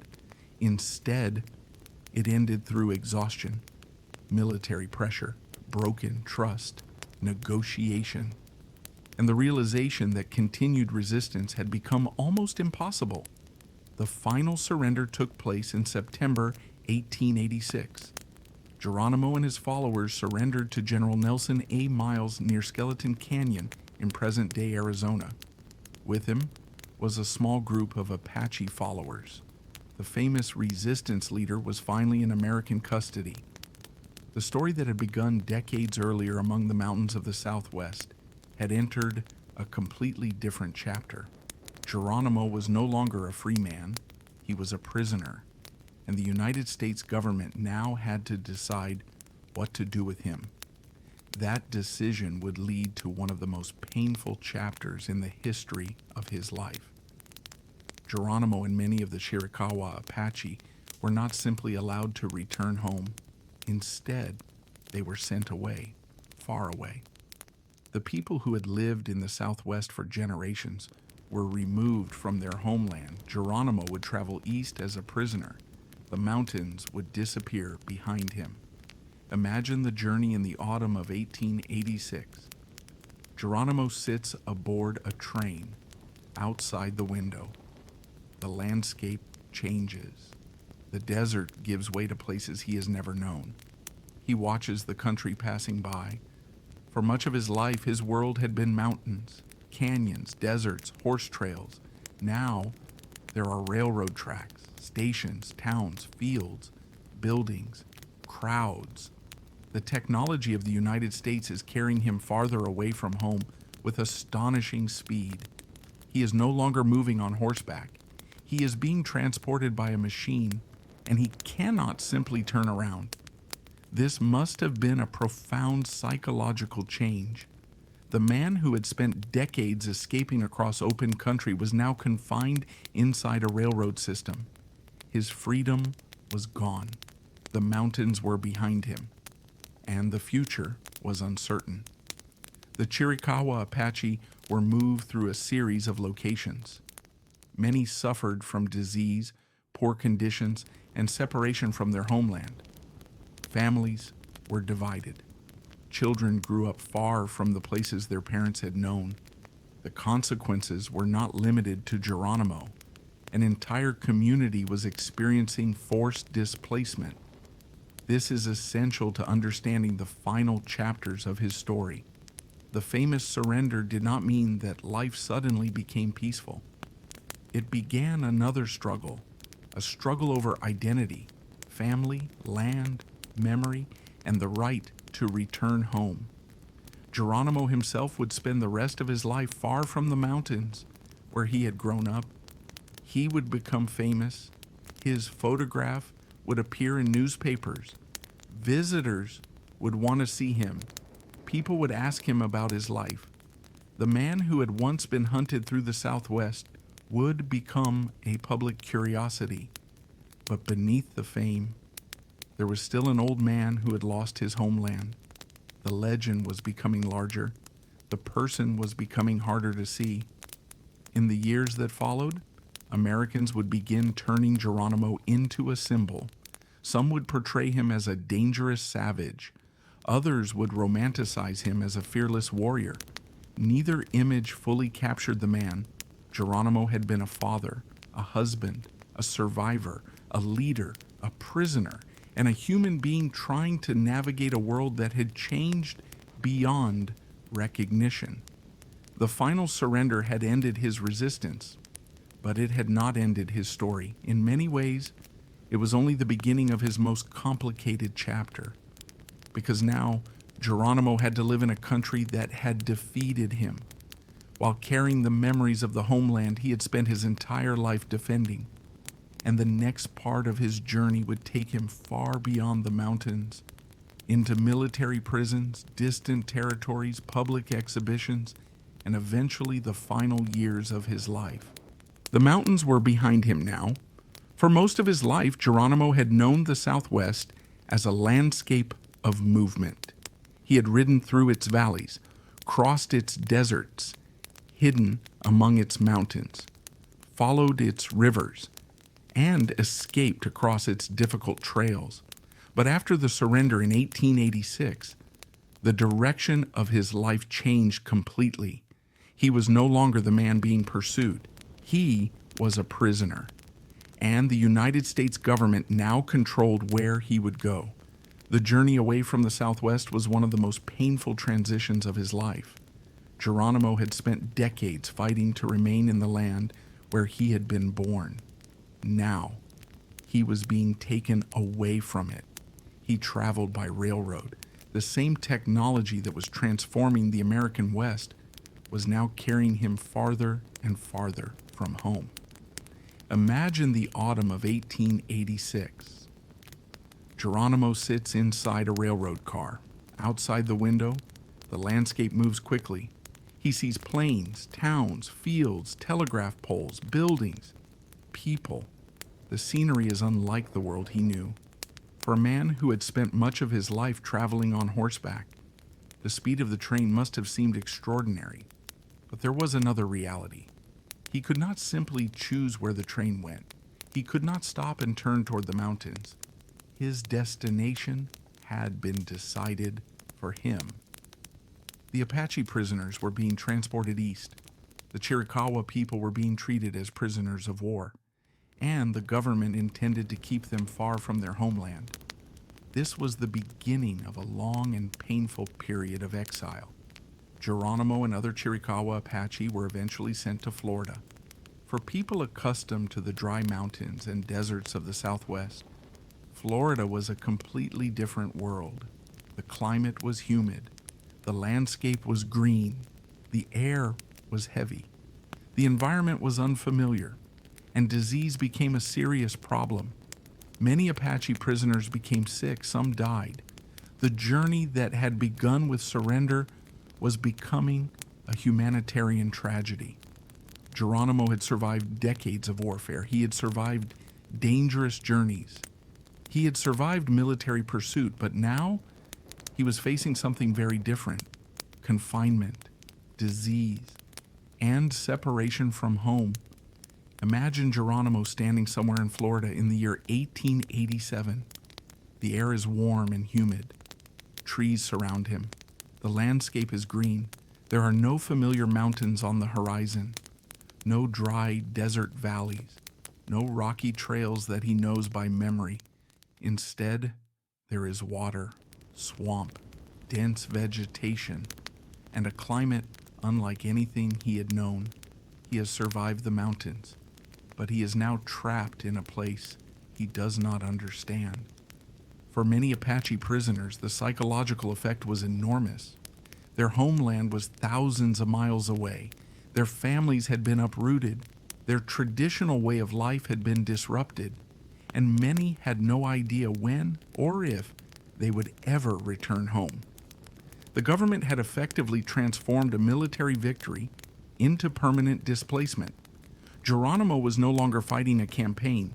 He was fighting to preserve his identity. His people faced an uncertain future. They had been removed from the Southwest. Their children were growing up in unfamiliar surroundings. Their communities were being reorganized under government control, and disease continued to take lives. After Florida, many of the Chiricahua were moved again. They were eventually transferred to Alabama. Again, the landscape was unfamiliar. Again, they were far from their homeland. Geronimo was aging. The warrior who had once crossed mountains at night was becoming an older man. His body had endured years of hardship, but his mind remained focused on one thing: home. The Southwest was not simply a place where he had lived. It was connected to his memories, his family, his ancestors, his identity. The mountains carried stories. The rivers carried memories. The land itself was part of who he was, and now he was separated from it. This is one of the most important parts of Geronimo's story. The famous surrender in 1886 is often presented as the end of the Apache Wars. But for the Apache people, the consequences continued for years. Surrender did not mean returning home. It meant removal. It meant imprisonment. It meant adapting to a new environment. And for many Goyaałé, it meant mourning. Geronimo's own life was marked by repeated personal losses. The deaths of family members had shaped him as a young man. Now he watched members of his wider community suffer from displacement and disease. The warrior's world was disappearing, but something unexpected began to happen. Geronimo's image was becoming famous. Newspapers had already reported stories about him during the Apache Wars. Now the public became fascinated by the former enemy who was living as a prisoner. People wanted to see him. They wanted to hear him speak. They wanted photographs. The man who had once been portrayed as a terrifying figure was becoming a celebrity. It was a strange transformation. Geronimo had spent decades trying to avoid American soldiers. Now Americans were approaching him voluntarily. They wanted to meet him. They wanted to shake his hand. They wanted souvenirs. And Geronimo learned how to navigate this new world. He understood that his fame could sometimes be useful. He could earn money. He could sell photographs. He could appear at public events. He could tell stories. He could present himself to Americans in a way that challenged some of the frightening images that had surrounded his name. But he remained a prisoner. That contradiction never completely disappeared. He could be famous and still not be free. He could travel, but only with permission. He could attend public events, but he could not simply return home. He could speak to Americans, but he could not undo the policies that had displaced his people. By the 1890s, Geronimo's life was entering another stage. The United States was becoming increasingly interested in presenting famous figures from the frontier to the public. The Old West was becoming history. Railroads had transformed travel. Settlements had expanded. The frontier wars were largely over, and Americans were beginning to romanticize the period that had just passed. Geronimo became part of that mythology. The irony was difficult to miss. The same country that had spent years trying to capture him was now fascinated by him. His image could appear in newspapers. His photograph could be sold. His name could attract crowds. He had become a symbol of the frontier. But the reality of his life was far more complicated than the legend. Geronimo did not become a celebrity because he had wanted fame. Fame came to him because the public was fascinated by the story of resistance.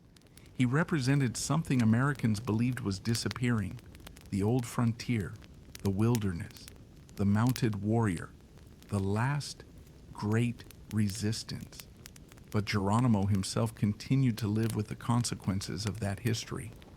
He could remember the people he had lost. He could remember the mountains. He could remember the years of fighting. And he could see that the world had changed. The old Apache way of life had been severely disrupted. The old trails were becoming roads. Military posts were becoming obsolete. Railroads crossed the continent. Towns were growing. And the United States was increasingly powerful.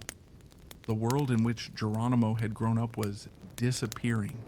Perhaps this explains why his later years were filled with contradictions. He participated in American public life.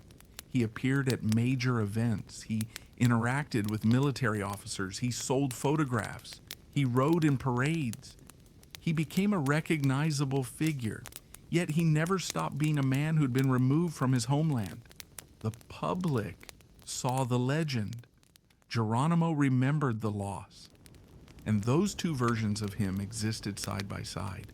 Imagine him sitting quietly in the evening, around the year 1895. The crowds are gone.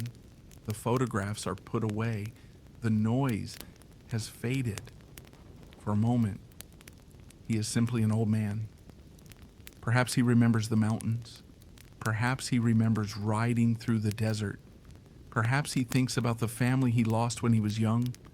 Perhaps he remembers the first time he realized that the world around him was changing forever. The famous name means little in such a moment. There is only memory, and memory can be more powerful than any battlefield. Geronimo's life was not over. he still had years ahead of him. He would become even more famous. He would participate in events that symbolize the transformation of America. He would see technologies that could hardly have been imagined during his youth, and he would watch the United States enter the 20th century. But the question of home would remain. Could he ever return? Could the Chiricahua return? Could the old homeland be restored? For Geronimo, these questions never completely disappeared. And as the 19th century came to an end, the former warrior found himself living in a country that had once been his enemy.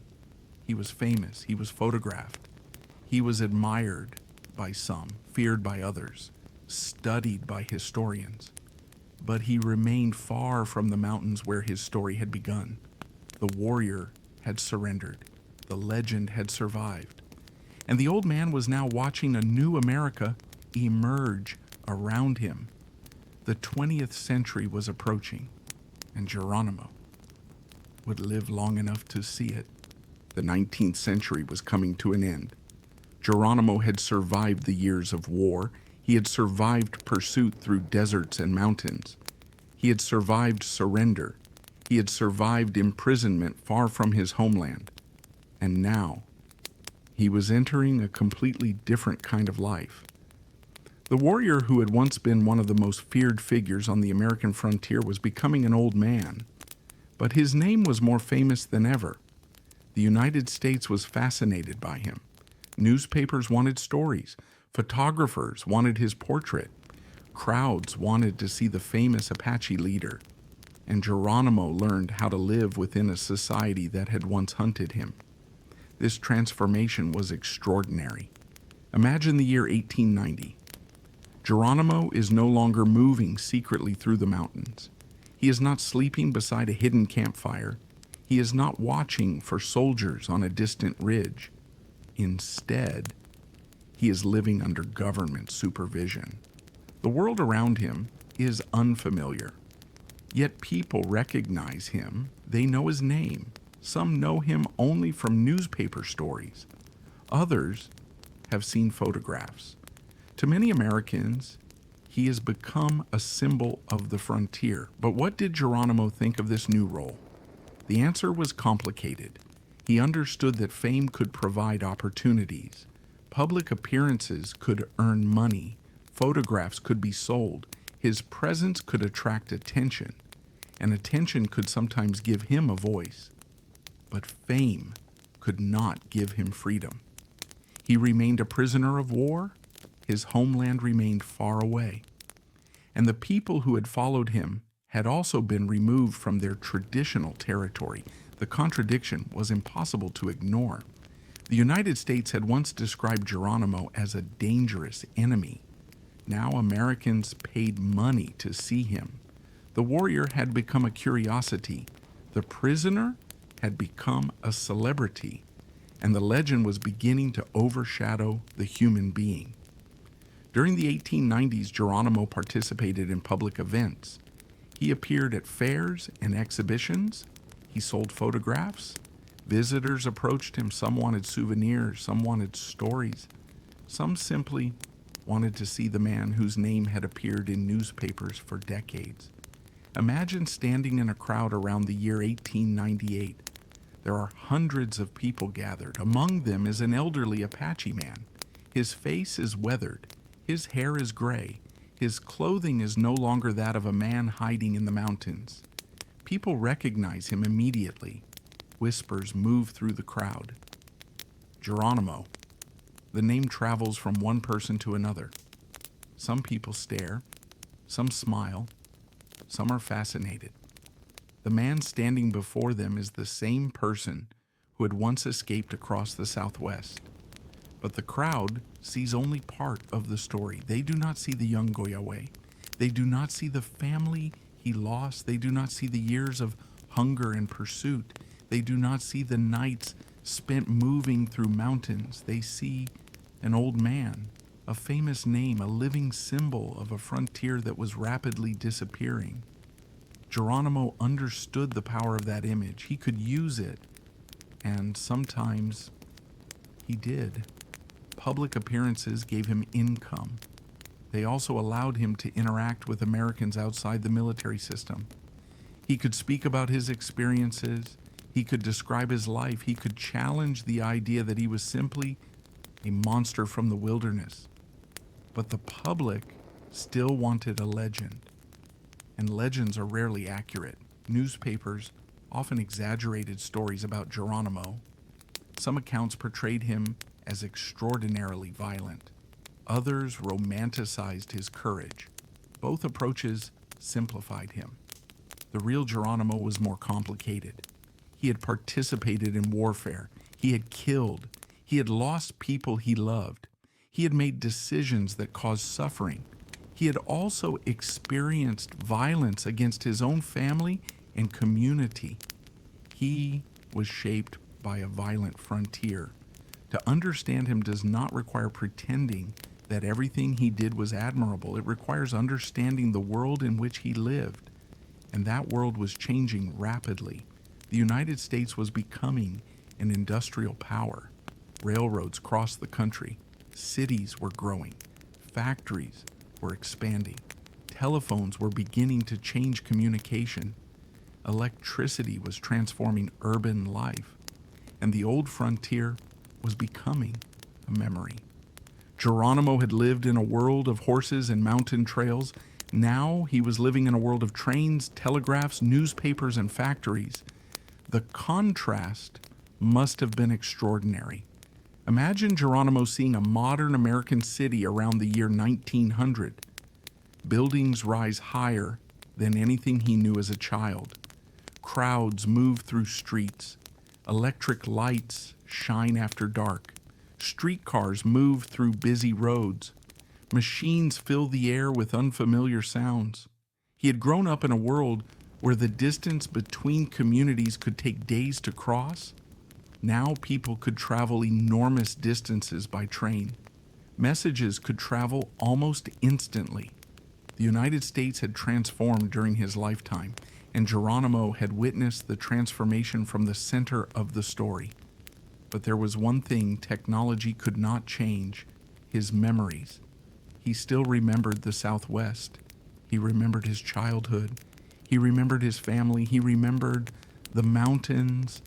And he remembered the people who had died. The older he became, the more his life existed between two worlds. One was the America around him. The other was the Apache world he had known as a young man. The first was modernizing rapidly. The second had been shattered by war and removal. Geronimo's later life therefore contained a deep sadness beneath the public attention. He could participate in American society, but he could not simply return to the life he had lost. The government controlled the movement of the Chiricahua. The question of their permanent home remained unresolved.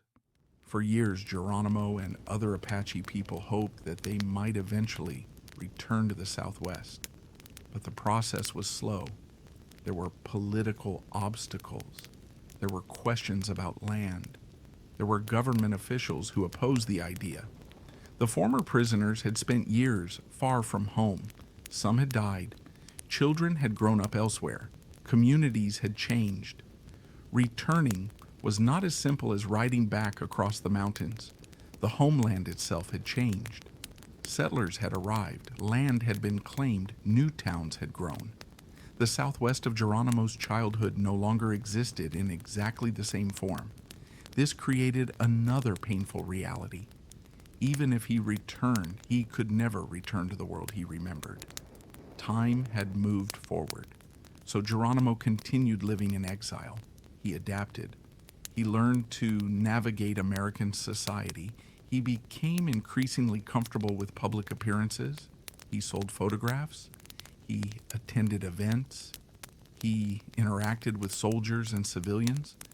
But he remained connected to his Apache identity. He did not simply become an American celebrity. He remained Geronimo. And as the years passed, his name became increasingly powerful.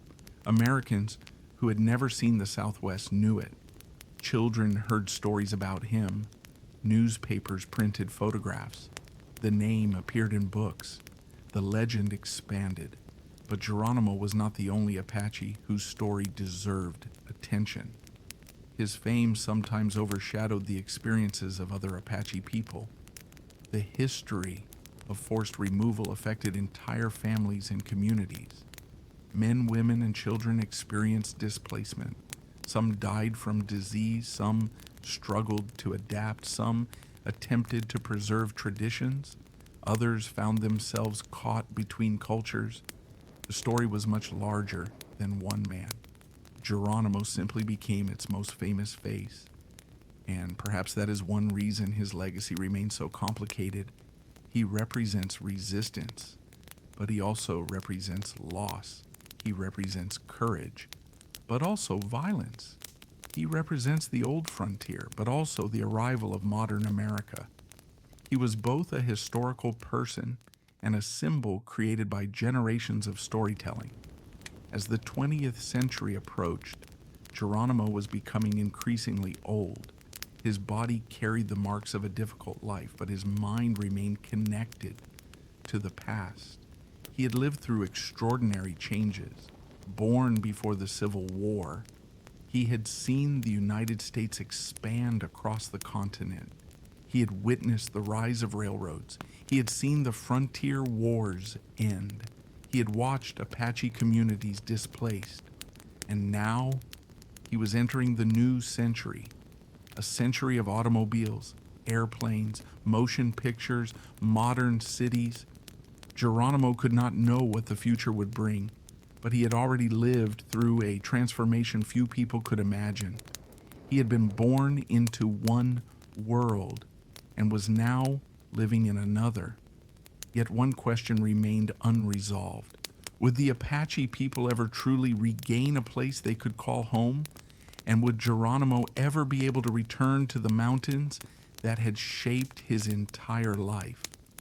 As the 20th century began, that question remained. The warrior was gone.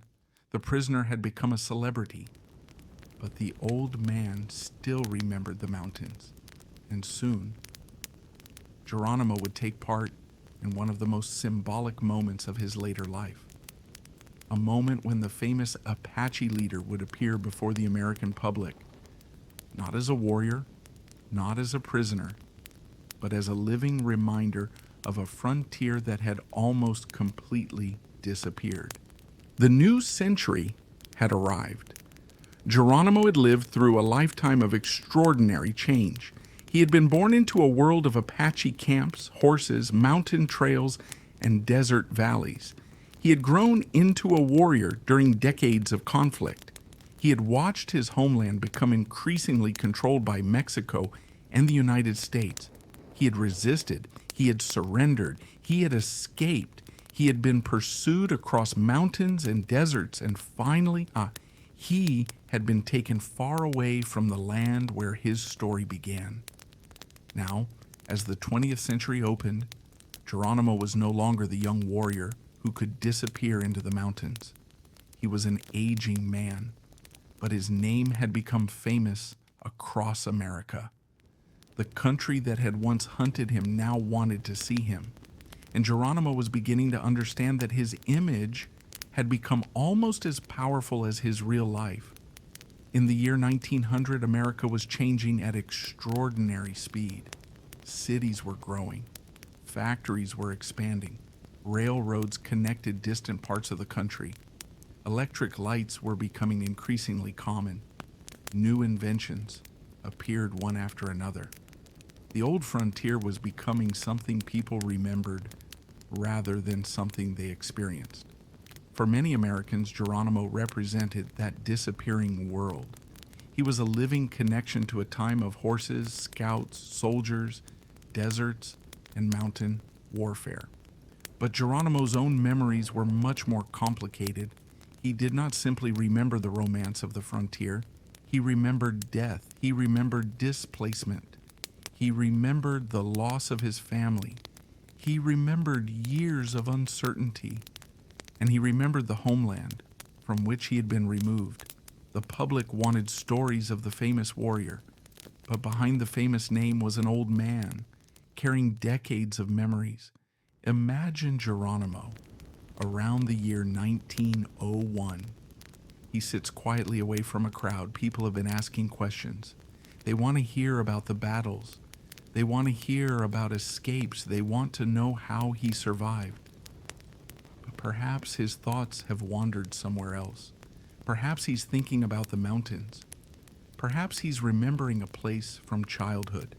Perhaps he's thinking about people whose names have almost disappeared from the historical record. The older Geronimo became, the more distant those memories were, yet they never seemed to disappear completely. Geronimo also became increasingly involved in public appearances. He attended events where Americans gathered to celebrate the nation's history. He appeared at exhibitions. He traveled by train. He met politicians and military officers. He was photographed repeatedly. For the public, this was fascinating. The legendary Apache leader was standing in front of them. But there was an uncomfortable contradiction. Geronimo was famous because of a war that had ended with his people being defeated and removed. Now he was being displayed as part of American history. The country was celebrating the frontier, while many native people were still living with the consequences of its expansion. This contradiction followed Geronimo throughout his later life. He could make money from his fame. He could gain some independence. He could tell his story, but he could not undo the past. And he could not simply return to the life he had known. One of the most important moments of Geronimo's later years came when he participated in major national events. The first decade of the 20th century was filled with public celebrations of American progress. The country was proud of its railroads, its cities, its industry, its military power, and its expansion across the continent. Geronimo became part of that spectacle. Imagine a huge public gathering in the year 1904. Thousands of people are present. There are flags, crowds, music, buildings decorated for an important event. And among the visitors is an elderly Apache man. Some recognize him immediately. Others whisper his name, Geronimo. The man who had once resisted the United States is now appearing before the American public. He rides in a parade. He is photographed. People watch him with fascination. To many spectators, he represents the end of the frontier. But Geronimo's presence also carries another meaning. He is a reminder that the frontier had not been an empty wilderness waiting for Americans to conquer. People had already lived there. Communities had already existed. The land already had histories. The Apache had their own relationships with it. The frontier was not simply a story of American expansion. It was also a story of displacement. Geronimo's life embodied that contradiction. He could be presented as a symbol of the Old West, while simultaneously representing the consequences of American expansion. This is one reason his story remains so important. He was not merely a character in a frontier adventure. He was a witness to enormous historical change. He had seen the United States transform from a young, expanding nation into a modern industrial power. He had seen native communities lose control of their traditional lands. He had watched railroads replace older forms of travel. He had seen military campaigns become history. And now, he was watching a new generation grow up. Children who knew Geronimo only as a famous name. Children who had never seen an Apache camp. Children who had never traveled through the mountains as he had. The distance between generations was becoming enormous, but Geronimo continued to participate in public life. He sold photographs. He appeared at fairs. He attended national events. He sometimes spoke with reporters, and he continued to make money from his public image. This was not simply vanity. For an elderly man living under government control, income mattered. Public attention gave him opportunities that ordinary prisoners did not have. His fame could help him survive. But there was another reason his appearances mattered. They allowed him to remain visible. The government could control where he lived, but it could not completely control how the public remembered him. Geronimo could show Americans that he was a real person, not merely a newspaper caricature, not simply a frightening name. He could appear before them as an old man, a father, a survivor, a member of the Apache people, a person with memories. The more people saw him, the more difficult it became to reduce him to a single stereotype. Still, the myths remained. Stories continued to circulate about his courage, his escapes, his supposed supernatural qualities. Some stories became increasingly exaggerated. The legend grew larger than the historical man. This happens often with famous figures. Time removes details. Stories become simpler. A complicated person becomes a symbol. Geronimo became the symbol of the Apache warrior. But the real history was much more complicated. He was one leader among many. He did not represent every Apache community.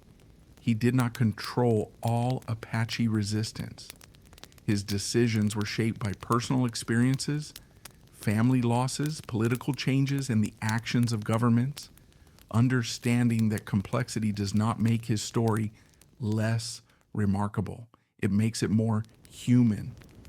As the years passed, Geronimo continued hoping that the Chiricahua might someday return to the Southwest. For him, home remained important, but returning was complicated. The old communities had been scattered. Some people had died. Others had grown up elsewhere. The landscape itself had changed. Settlers had established farms and towns. Land ownership had been reorganized. The world Geronimo remembered from his youth could never simply be restored. Even if he returned, he would not find the same world. He would find a new one built over the old. Perhaps this was one of the hardest realities for him to accept.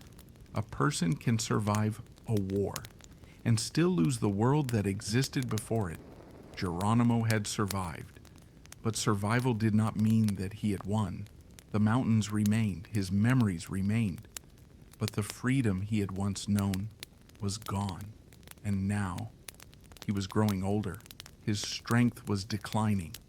The public appearances continued, the photographs continued, the stories continued, but the man behind the legend was approaching the final years of his life.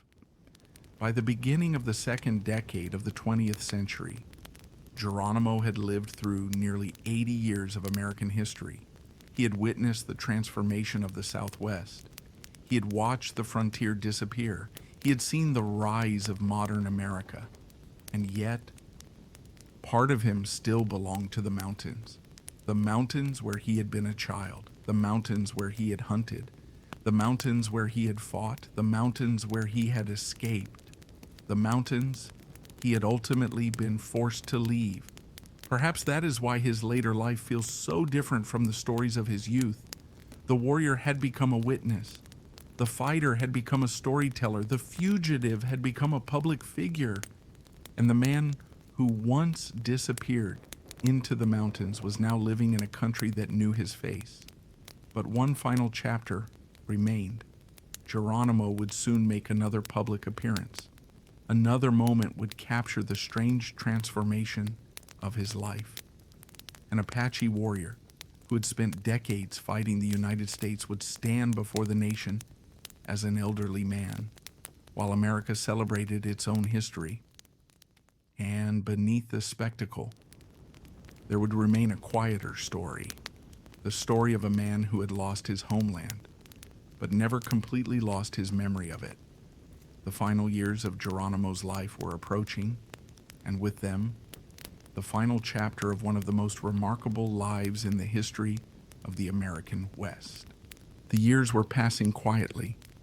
Geronimo had entered the 20th century as a living reminder of a frontier that no longer existed. The mountains were still there, The deserts were still there, but the world around them had changed. Railroads crossed the country, cities were growing, automobiles were beginning to appear on American roads, telephones were connecting people across long distances, and the United States was becoming a modern industrial nation. Geronimo had been born into a world where travel meant walking or riding. Now, he was living in an America filled with machines. For an elderly man who had spent much of his life moving through the wilderness, the transformation must have been extraordinary, yet his own life remained connected to the past. He still carried memories of the Apache homeland. He still remembered the people he had lost, and he still lived with the consequences of surrender. By the early 1900s, Geronimo had become increasingly well known outside the Southwest. His photographs appeared in newspapers and books. People recognized his face. His name was familiar to Americans who had never been anywhere near Apache country. The public fascination with him continued, but there was another side to his fame. The more famous Geronimo became, the more his real life was sometimes replaced by a simplified legend. Americans wanted the story of the fearless Apache warrior. They wanted stories of dramatic escapes. They wanted the mysterious figure of the mountains. But Geronimo's actual life was more complicated. He was not simply a warrior. He was a husband, a father, a survivor, a prisoner, a public figure, and an old man who had lived through enormous personal loss. He had also been one of many Apache leaders who resisted the expansion of American authority. His story could not be separated from the larger history of the Apache people. That history included families who were forced from their homeland, children who grew up far from the mountains, communities divided by government policies, and people who struggled to preserve their traditions under extraordinary pressure. Geronimo's fame sometimes made it easy to forget these wider experiences, but he himself remained connected to them. He knew that his story was not only about one man, it was about a people, it was about a homeland, and it was about what happened when two very different ideas of land, government, and freedom collided. Imagine Geronimo around the year 1904. He is traveling again, but this time, he is not riding secretly through the mountains. He is traveling by train. The railroad carries him across a country that has changed almost beyond recognition. Outside the window are towns, farms, factories, bridges, and growing cities. He watches the landscape pass. Perhaps he remembers how slowly he once traveled on horseback. A journey that once took weeks can now be completed in a fraction of the time. The machine moves forward. Geronimo sits quietly. The old warrior is now a passenger in the modern world. His destination is a public event. Americans want to see him. They want to see the famous Apache leader in person. He arrives among crowds. People stare. Some recognize him immediately. Others have come simply because they have heard his name. Geronimo is no longer an enemy hiding in the mountains. He has become part of the spectacle of American history. This transformation reveals something important about how historical memory works. The United States had spent years trying to capture him. Now the country was fascinated by him. The same society that had once feared him was now willing to pay to see him. Geronimo understood this. He participated in public appearances and sold photographs. He traveled to exhibitions. He appeared at major events. These activities provided income. They also gave him a degree of visibility that most native prisoners did not possess. But fame did not erase his circumstances. He was still far from his homeland. The Chiricahua were still dealing with the consequences of removal, and the question of where they would permanently live remained complicated.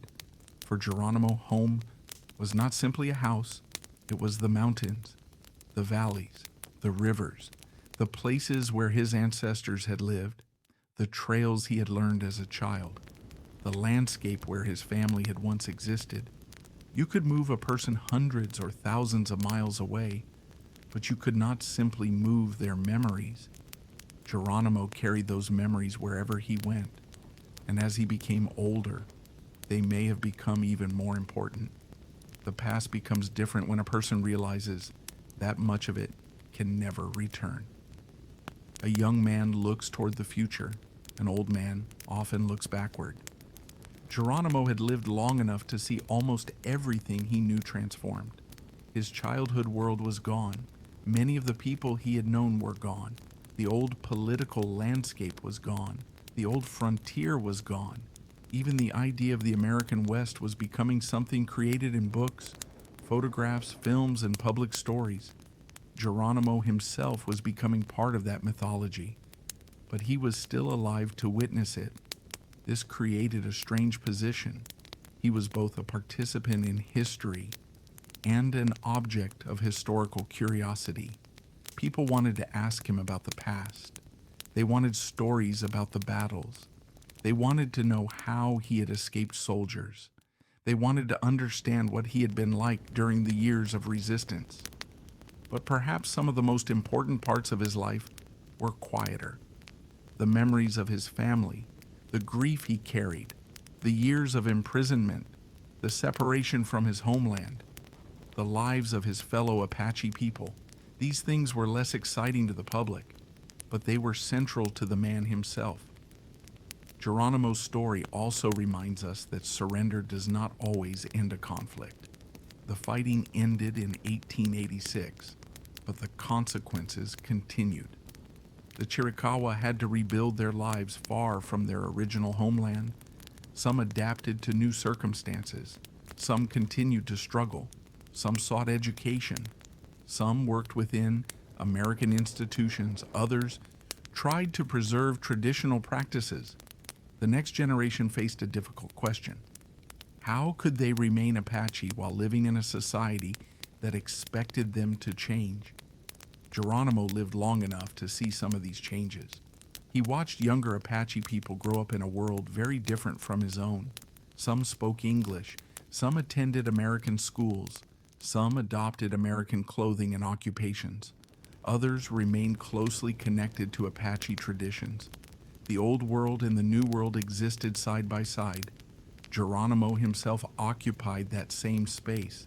He could participate in American public life and still remember the Apache world of his childhood. He could wear clothing associated with his public image and still carry memories of the mountains. He could appear in photographs for American audiences and still dream of returning home. This complexity makes his final years especially interesting. The world saw a famous former warrior, but Geronimo saw himself as something more. He was a man who had survived, a man who had lost much, a man who had adapted, and a man who still carried a history that could not be erased. By the first decade of the 20th century, his health was beginning to decline. He was getting older. The long years of hardship had taken their toll, but he remained active enough to travel and appear at public events. Then came another remarkable moment. In 1905, Geronimo was among the native figures who participated in President Theodore Roosevelt's inaugural parade in Washington, D.C. Imagine the scene. The Capitol is crowded. Thousands of spectators line the streets. Flags wave, bands play, officials move through the procession. And among the participants is an elderly Apache man who had once fought against the United States. Geronimo is riding in the parade. People look toward him. Some recognize his face from photographs. Some know the stories. The contrast is extraordinary. Decades earlier, the United States Army had spent enormous resources trying to capture him. Now, he is participating in a celebration of the American government. History had turned in an unexpected direction, but beneath the spectacle was the memory of everything that had happened. Geronimo had not forgotten the past. He had simply learned to live within a new reality. And perhaps that was one of his greatest forms of survival. He had survived warfare. He had survived imprisonment. He had survived displacement. And now he was surviving fame. But the final years of his life were drawing closer. The public would continue to remember the legend. Historians would continue to debate his actions. The Apache people would continue carrying their own memories. And Geronimo would continue living with the distance between the world he had been born into and the America he had been forced to enter. Soon, the old warrior would face his final winter, and with it would come the end of a life that had begun in the mountains of the Southwest and carried him into the heart of modern America. The years were becoming quieter. Geronimo was now an old man. The warrior, who had once crossed deserts on horseback, escaped soldiers, and disappeared into the mountains, was no longer living as a fugitive. The world around him had changed. Railroads crossed the country. Cities were growing. Automobiles were beginning to appear. Telephones were connecting distant places. And the United States was becoming a modern industrial nation. Geronimo had been born into a world of horses, trails, hunting, and mountains. Now, he was living in the age of machines. Yet his memories remained firmly connected to the past. He remembered his childhood. He remembered the people he had lost. He remembered the mountains. And he remembered the homeland from which he had been taken. By the early 1900s, Geronimo had become one of the most recognizable Native American figures in the country. His face appeared in photographs. His name appeared in newspapers. People who had never visited the Southwest knew something about him. But the famous image was not necessarily the real man.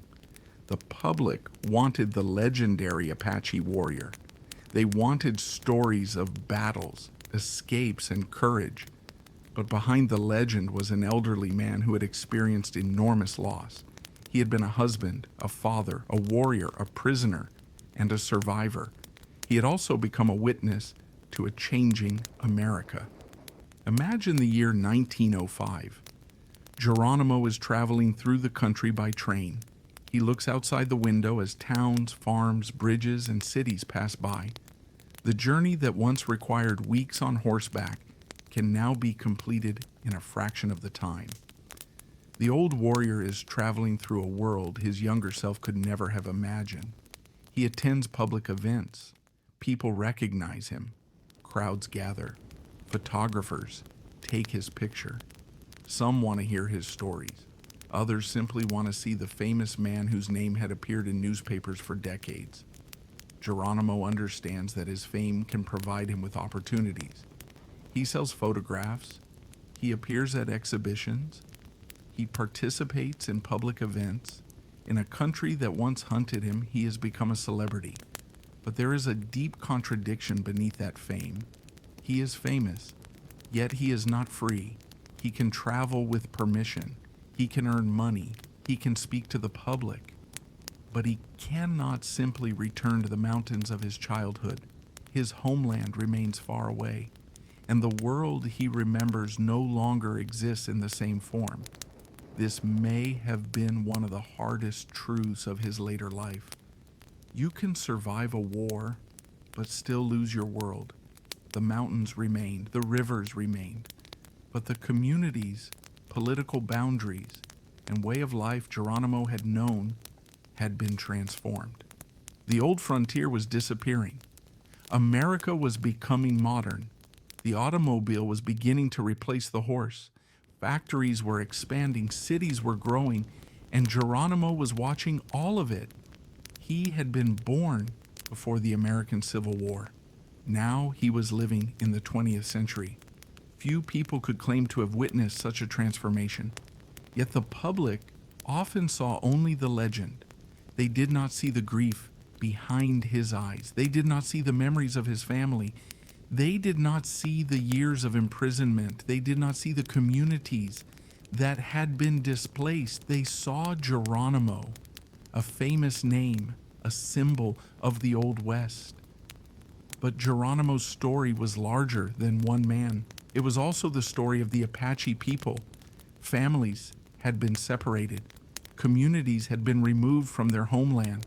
Children had grown up far from the mountains.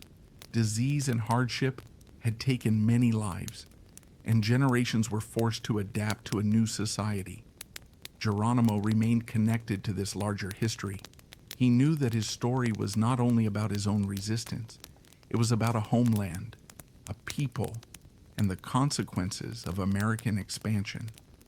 As he grew older, Geronimo continued to hope for a better future for the Apache, but returning home was complicated. The land had changed. Settlers had arrived. Towns had grown. New ownership systems had been established. Even if he returned, he could never return to exactly the world he remembered.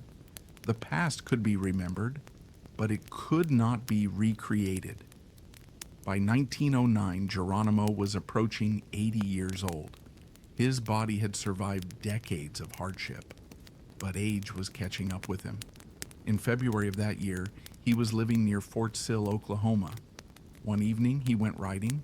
He was thrown from his horse and seriously injured. Afterward, he became ill. Pneumonia developed. For an elderly man whose body had endured so much, the illness was dangerous. His condition worsened, and the final chapter of his life approached quietly. There were no soldiers surrounding him, no mountain escape, no final battle, only an old man facing the end of his journey.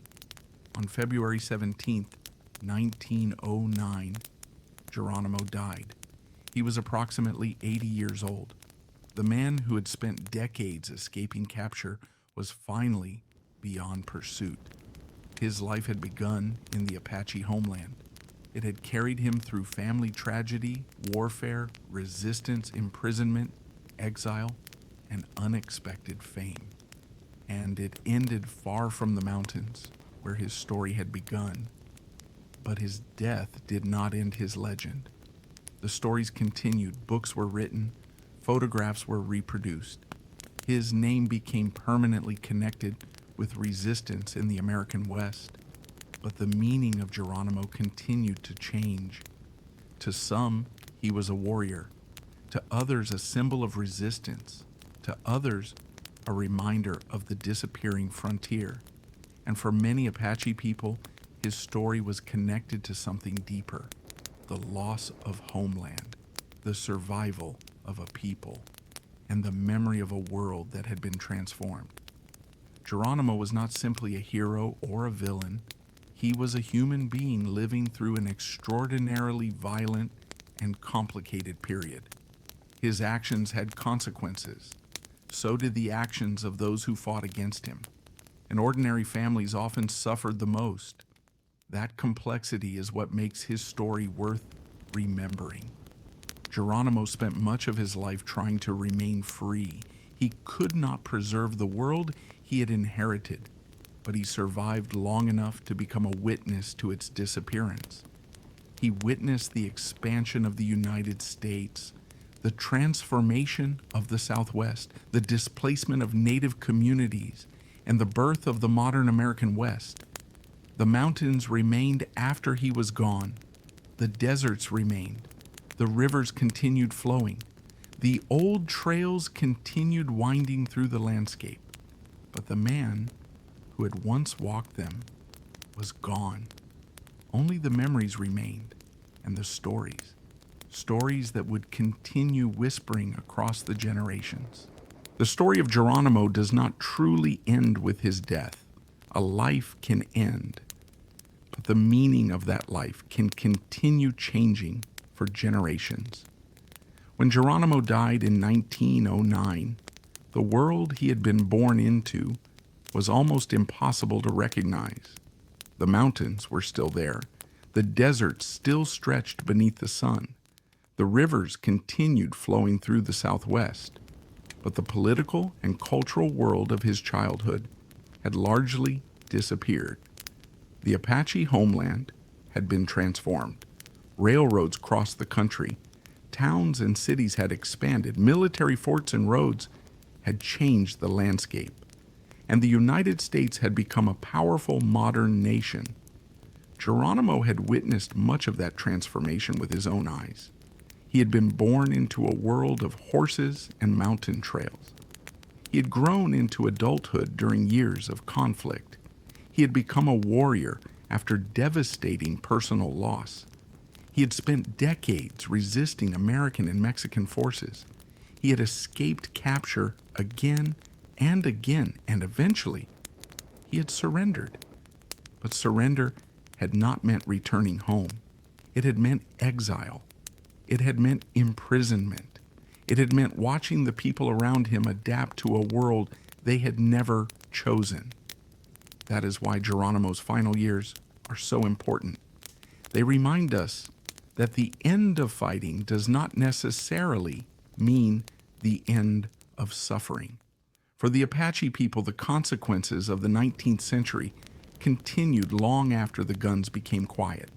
Families had been separated, communities had been displaced, traditional ways of life had been disrupted, and younger generations had to find ways to preserve their identity while living within a rapidly changing American society. Geronimo became one of the most recognizable symbols of that history, but he was never the whole story.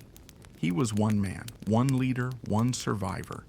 His experiences were extraordinary, but they were also connected to the experiences of thousands of other Native people who lived through the expansion of the United States.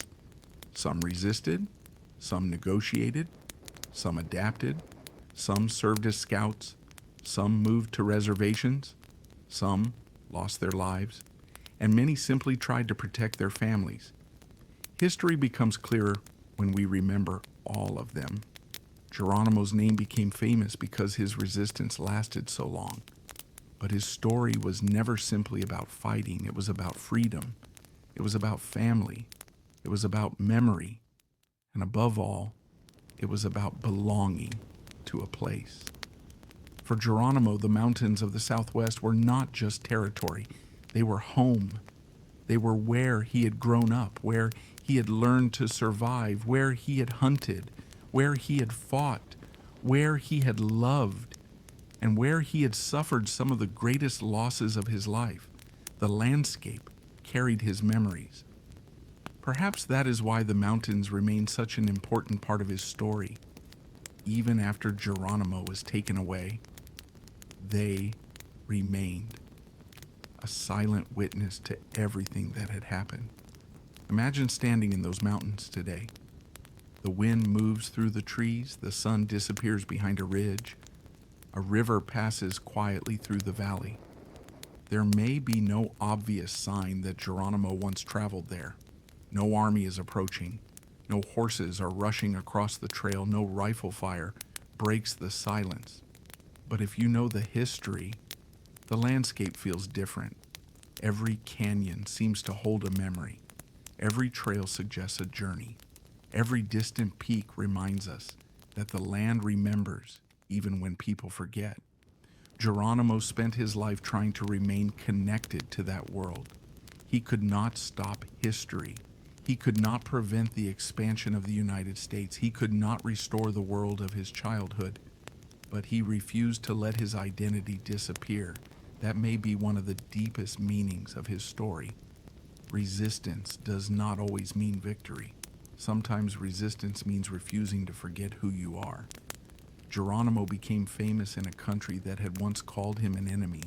His photograph became part of American popular culture. His name became associated with courage and defiance. But the real legacy is more complicated. If we remember only the warrior, we miss the man. If we remember only the legend, we miss the human being. If we remember only the battles, we miss the families. And if we remember only Geronimo, we risk forgetting the many Apache people whose lives were transformed alongside his. The history of the American West was not created by one person. It was created by millions of decisions, by governments, by soldiers, by settlers, by traders, by indigenous communities, by families, by people trying to survive in circumstances they did not choose. Geronimo lived at the center of those changes.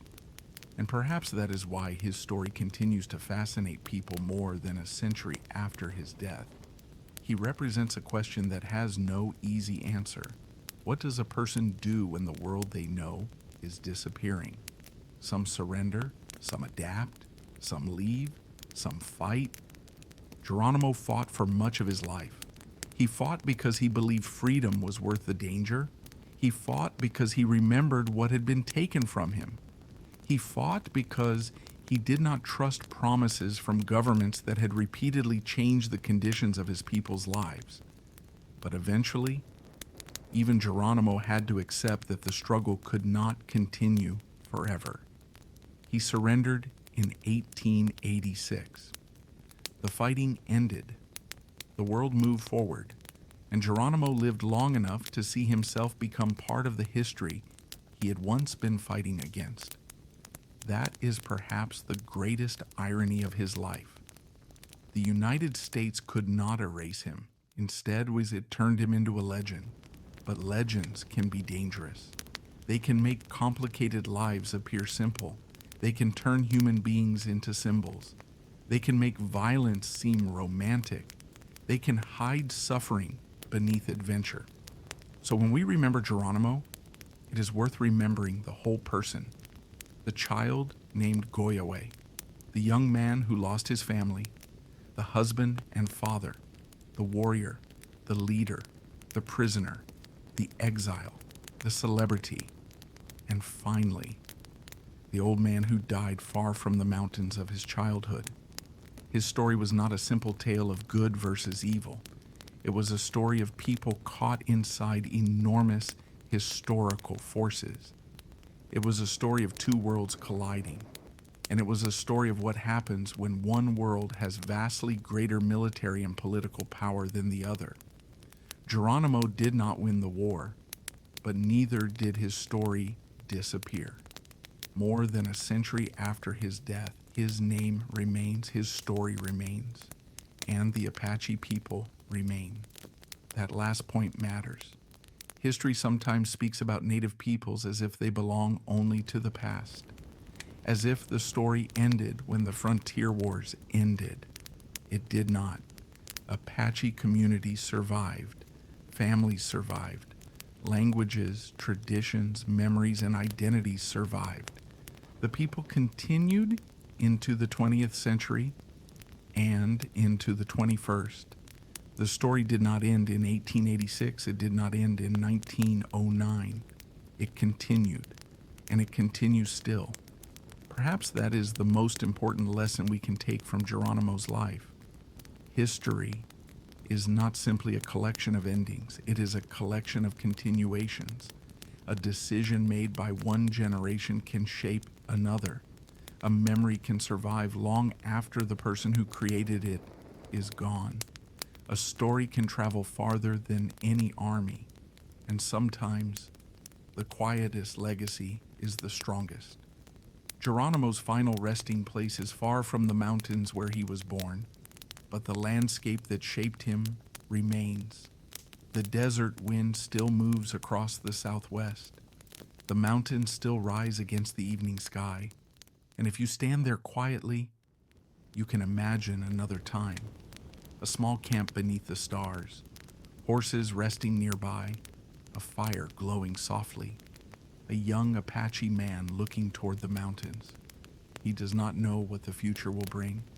He does not know that his name will one day be known around the world. He does not know about the wars, the soldiers, the trains, the newspapers, the photographs, the crowds. He does not know that historians will debate his life for generations. He is simply young, he is home, and the mountains are still his. That moment, before everything changed, may be the most important image to remember. Because beneath the legend, there was a human life, a life shaped by love and loss, by courage and fear, by freedom and captivity, by memory and change, and perhaps that is where we should leave him, not with the sound of battle, not with the image of a terrifying warrior, but with silence, the same silence that settles over the southwest after sunset. The mountains darken, the last light disappears, the wind moves gently through the valleys, and somewhere beneath that enormous sky, the story becomes quiet. Geronimo is gone, the soldiers are gone, the old frontier is gone, but the land remains and the memory remains. A whisper from another age carried across the mountains into the present. Thank you for joining me tonight on Whispered History.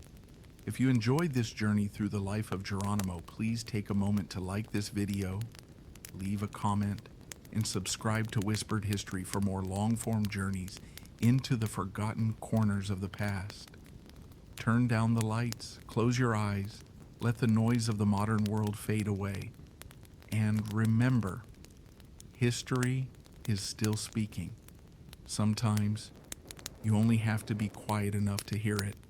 Good night, and until our next journey, may your night be peaceful, may your dreams be gentle, and may the whispers of history carry you softly into sleep.